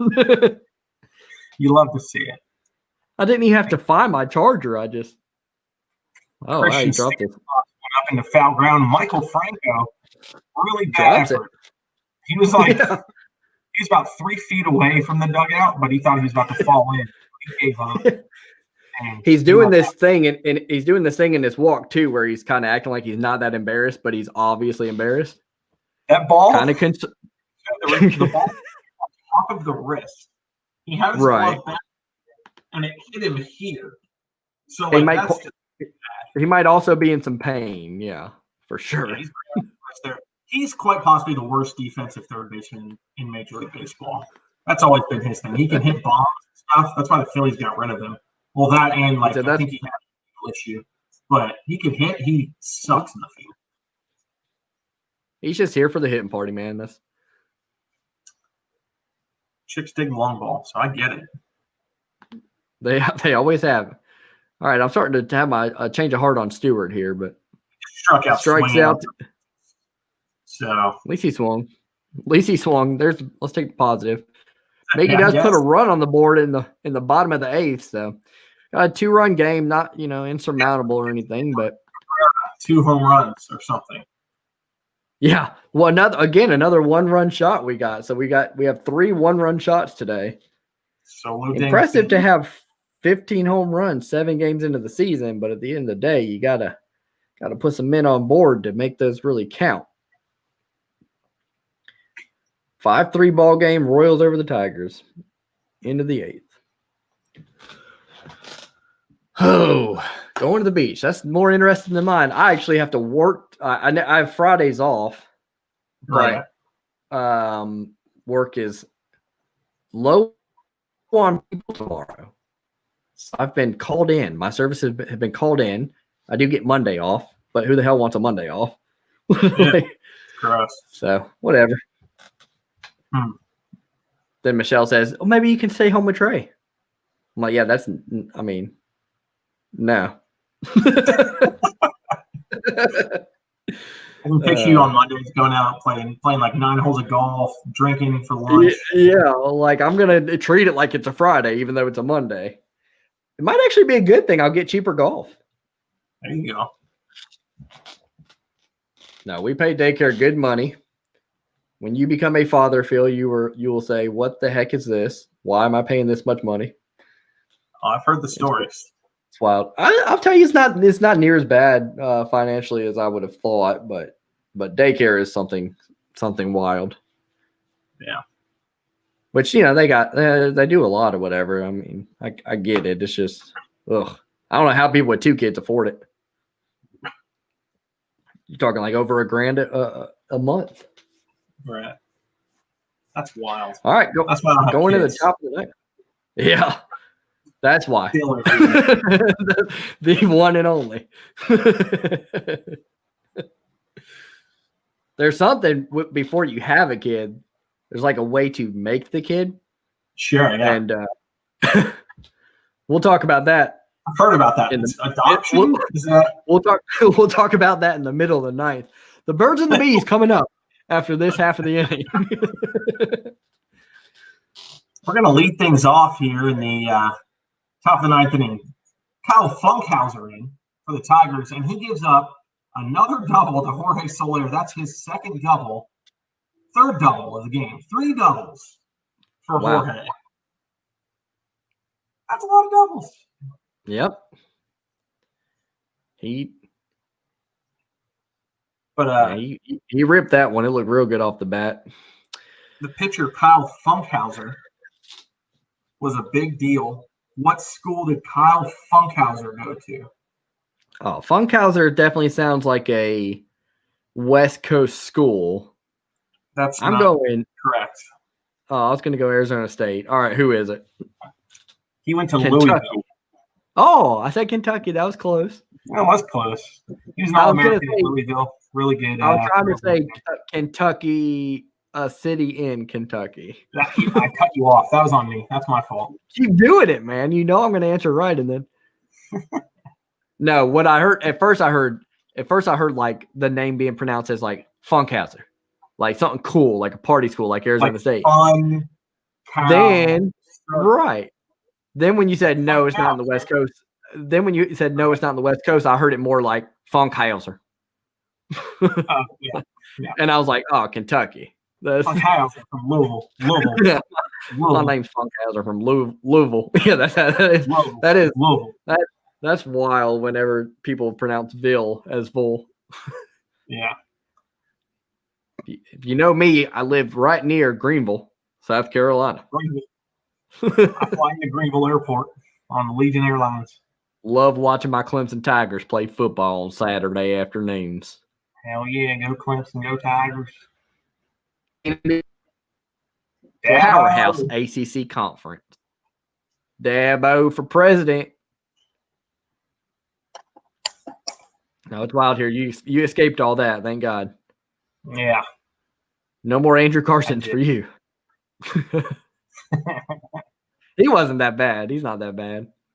Like, he's a huge fan, but he's not that annoying. He's not an annoying fan. He just wears a lot of Clemson gear. Here's Salvador Perez. He rips that ball foul down the third baseline on the 1-2 pitch. Just missed. They put in a pinch runner for Jorge Soler. Some guy named Heath. I forget his first name. He's not that. Yeah, it's got nothing to do with being the ninth inning or anything like that. Soler's very slow. You got to get somebody fast. I'm just kidding. Yeah. It's very important. Nobody out man on second. They do want that insurance run. They're up 5-3 against the dangerous Tigers offense. Always ready to pass on you. Here's the 1-2 pitch to Perez. Well outside. The Detroit, that's flat 6 miles an hour. That Detroit Tigers defense pouncing on pitches and bitches. That's all they do. Funkhauser's a sweet mustache right now. They just showed a close up of his face. Really good mustache. There have been a lot of good mustaches in this restart for MLB. Yeah, I've been proud of the baseball players. It's important. For their facial hair.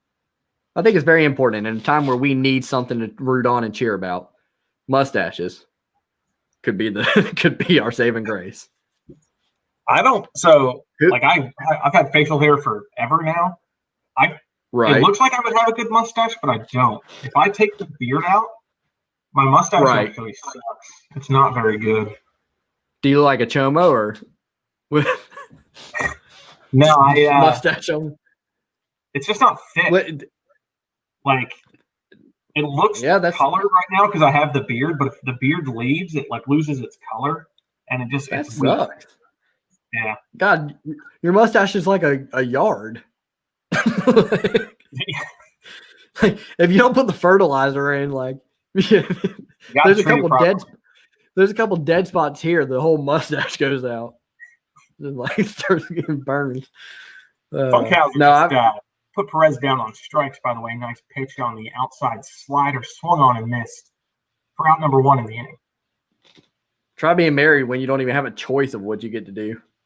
I get it. Like, Michelle let me do whatever, but she's like, honey, I really prefer you to keep your facial hair on. I'm like, all right. Wouldn't you look younger without it, though? Yeah, that's what I'm like. I don't know if she has like an old person fetish or what. Who knows? Yeah. I went the right route, man. I went for you got to go for a younger girl. Like if you try to go for girls your age, there's a reason why they're still available at this age. Yeah, I would think so. Or then you got your Holly Shadys here and there or whatever that are just What up, Paul? They're like I'm not gonna worry about a guy until I'm like 50. Who cares? I think the whole time I've known her, she's been in like 3 relationships. I could be wrong. You know what much better than me. No, that's about right, from what I recall. That's wild. It is wild. So it's just not everybody's cup of tea. Nick. Not everybody's. Nick is the first. Not everybody's second base. It's Nick Heath. Sorry to talk about baseball. I just remembered his name. Keeping my record flawless on the season. You're good at it, man. Really coming through. When we get the subs up, when we got 1,000 people watching at one time, they're gonna be like, "Man, this guy is basically Joe Buck." So I'm inspired now. You mentioned like that guy doing TikTok who knows jersey numbers and does trivia. If we ever do get like a lot of subscribers, I want that rapid fire in the comments.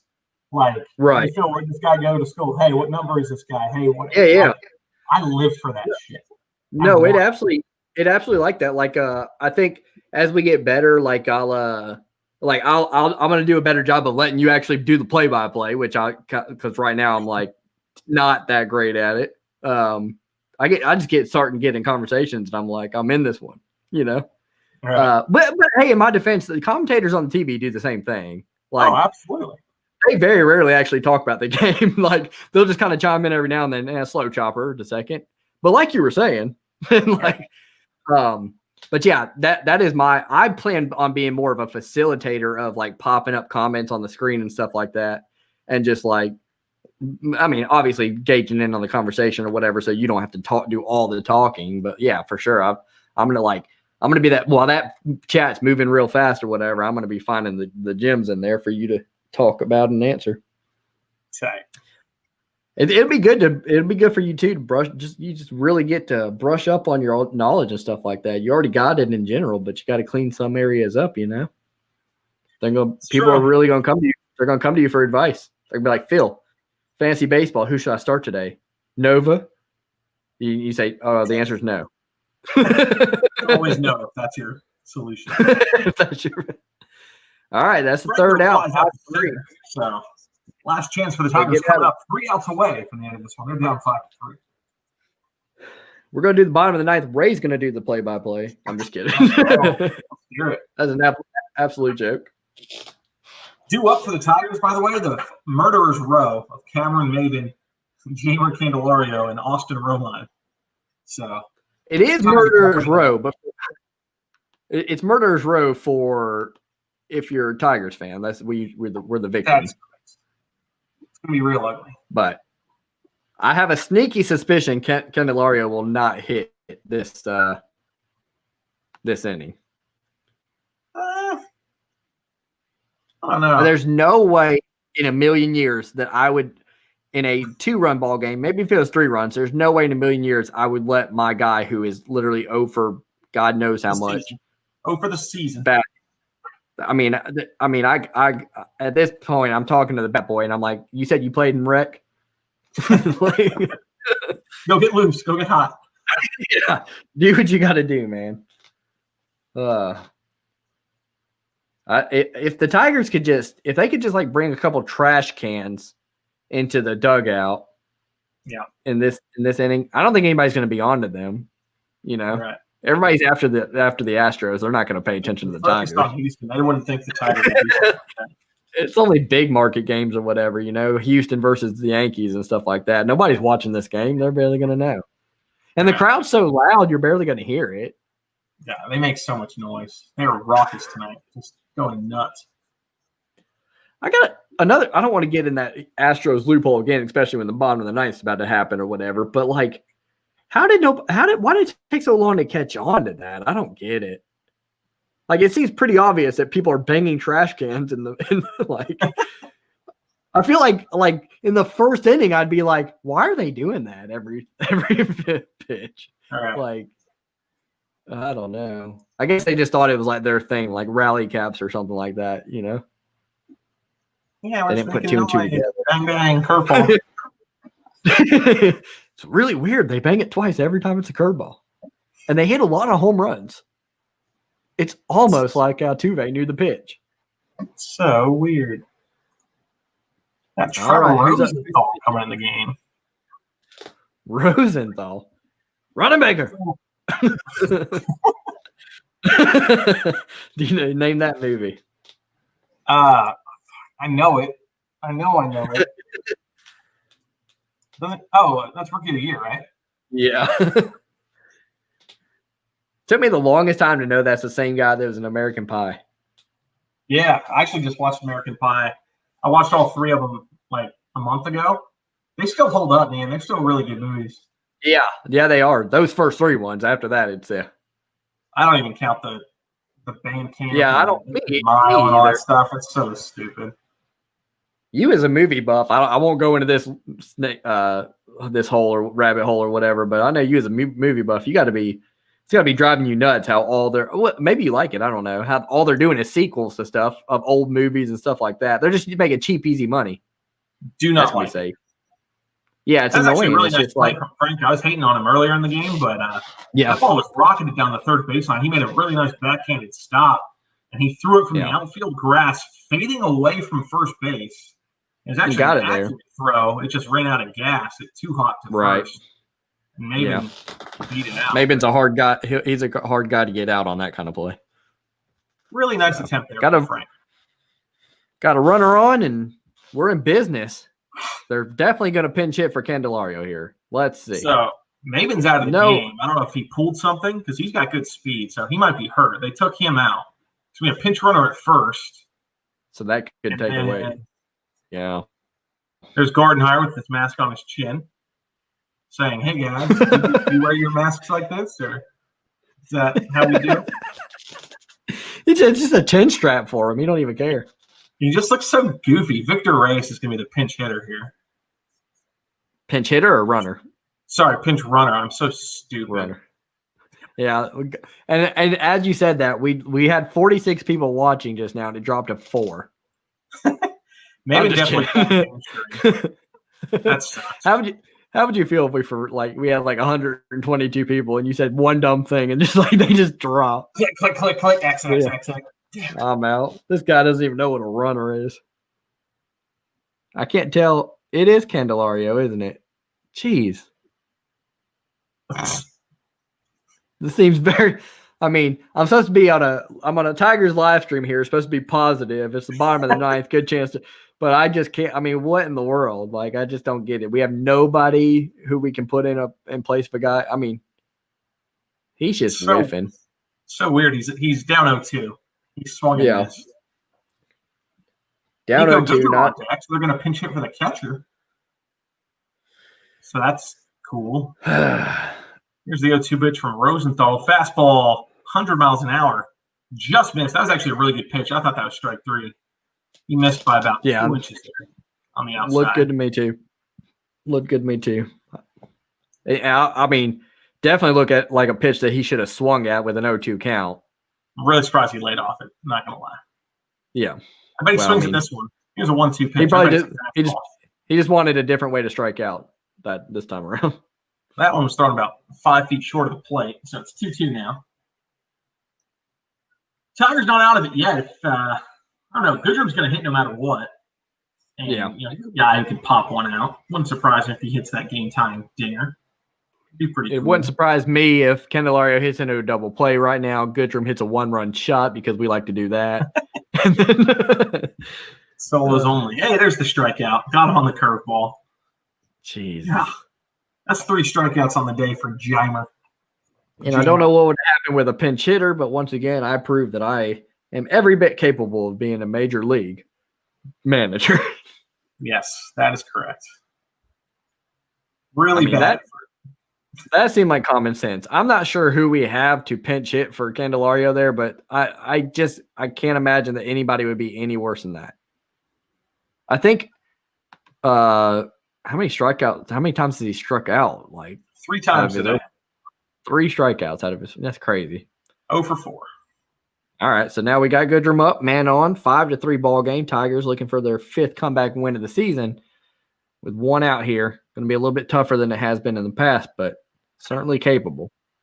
Goodrum here, and then we got the MVP, Jacoby Jones, on deck. So we're definitely not out of it as long as, no matter what Goodrum does, Jones is going to hit it. Mm-hmm. Well, unless he grounds to a double play, I guess. But don't do that, Nico. Don't ground into a double play. Royals desperately. Obviously, they don't want to give up the long ball, but they also don't want to let a couple men on because you're staring at Scope and Cabrera towards the top half of the lineup again. So they don't want to see those guys right now.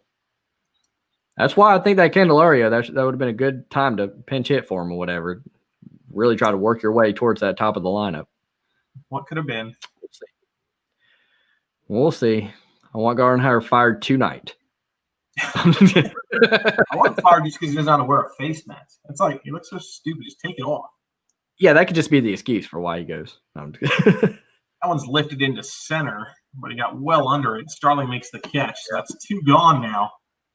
As Jacoby Jones, the MVP, is going to trot to the plate. He represents the tie run of the ballgame. Yeah, I don't even have to watch this. I'm actually going to close my eyes and just listen to the play-by-play of Phil Chenery because I know this one is going. Jacoby he's feeling it.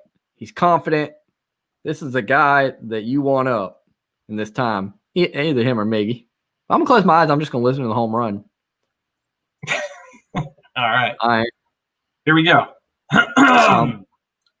Wait a minute. I'm not going to close my eyes. Then you're going to lie. He's in the zone. You're going to lie. If I close my eyes, you're going to lie. You're going to go on crazy, and I'm going to think you got a home run, so I'm not doing that. I'm going to watch. But I do want to hear your play-by-play. Go. All right. Here we go.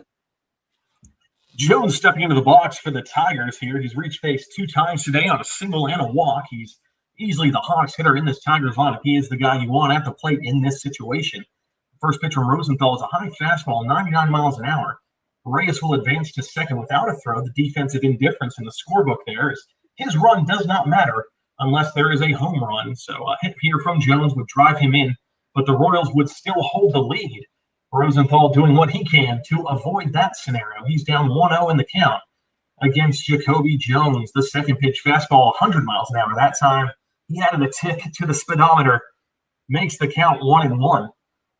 Jones on base twice today. He has been absolutely on fire all week long. 3 home runs, tied with Jonathan Scope for the league lead, and I believe the major league lead as well. That pitch is swung on and missed, blew it right by him. Another high fastball. That's 3 in a row out of the flamethrower, the former St. Louis Cardinal closer who moved on to the Royals last season. Jones now in a 1-2 hole. He's got to be sitting fastball here, but Rosenthal got Candelario on the curveball. See if he goes off speed. He stays with the heater, but throws it too low in the zone. Perez tried to frame it up, but could not. Runs the count to 2-2 with 2 outs here. Jones representing the last chance for the Tigers. They are at 4-2. The Royals looking to even the series. They took the first game, but then lost 2 straight to Detroit. That's a slider chopped to the left side. Franco collects it cleanly, fires to first base for the 5-3 putout, and that's going to wrap it up as the Royals take game number 4 of the series by a score of 5-3. Hey, we lost, but that was just so beautiful. I'm not going to lie. It's, we're going to work on getting these videos out to you guys. We're going to reel some people in so that the world can hear the magical baseball voice of Phil Chenery for baseball. And, we're going to have it done for football as well. So I'll learn football on time. Don't worry. Really good job there. I'm telling you, man, you have a knack for it. But that's it for today. The Tigers lose the game 5-3. Kind of expected. We were the underdog coming in. Really tough to win 3 games in a row in Major League Baseball, especially if you're the Detroit Tigers in a rebuilding mode. But good effort all in all, just to make it a 2-2 series. And we'll head again against Cincinnati shortly. So any final thoughts, Phil, before we close out today? Candelario sucks. And I just wish he was better. That's one very good positive about being on YouTube instead of the television. You can be absolutely blunt. Candelario sucks. Gardenhire not with a good decision to not pinch hit for him there. That really kind of, you get the first man on, and then you come with Candelario, and he just sucks all the possible momentum that could have come off of that.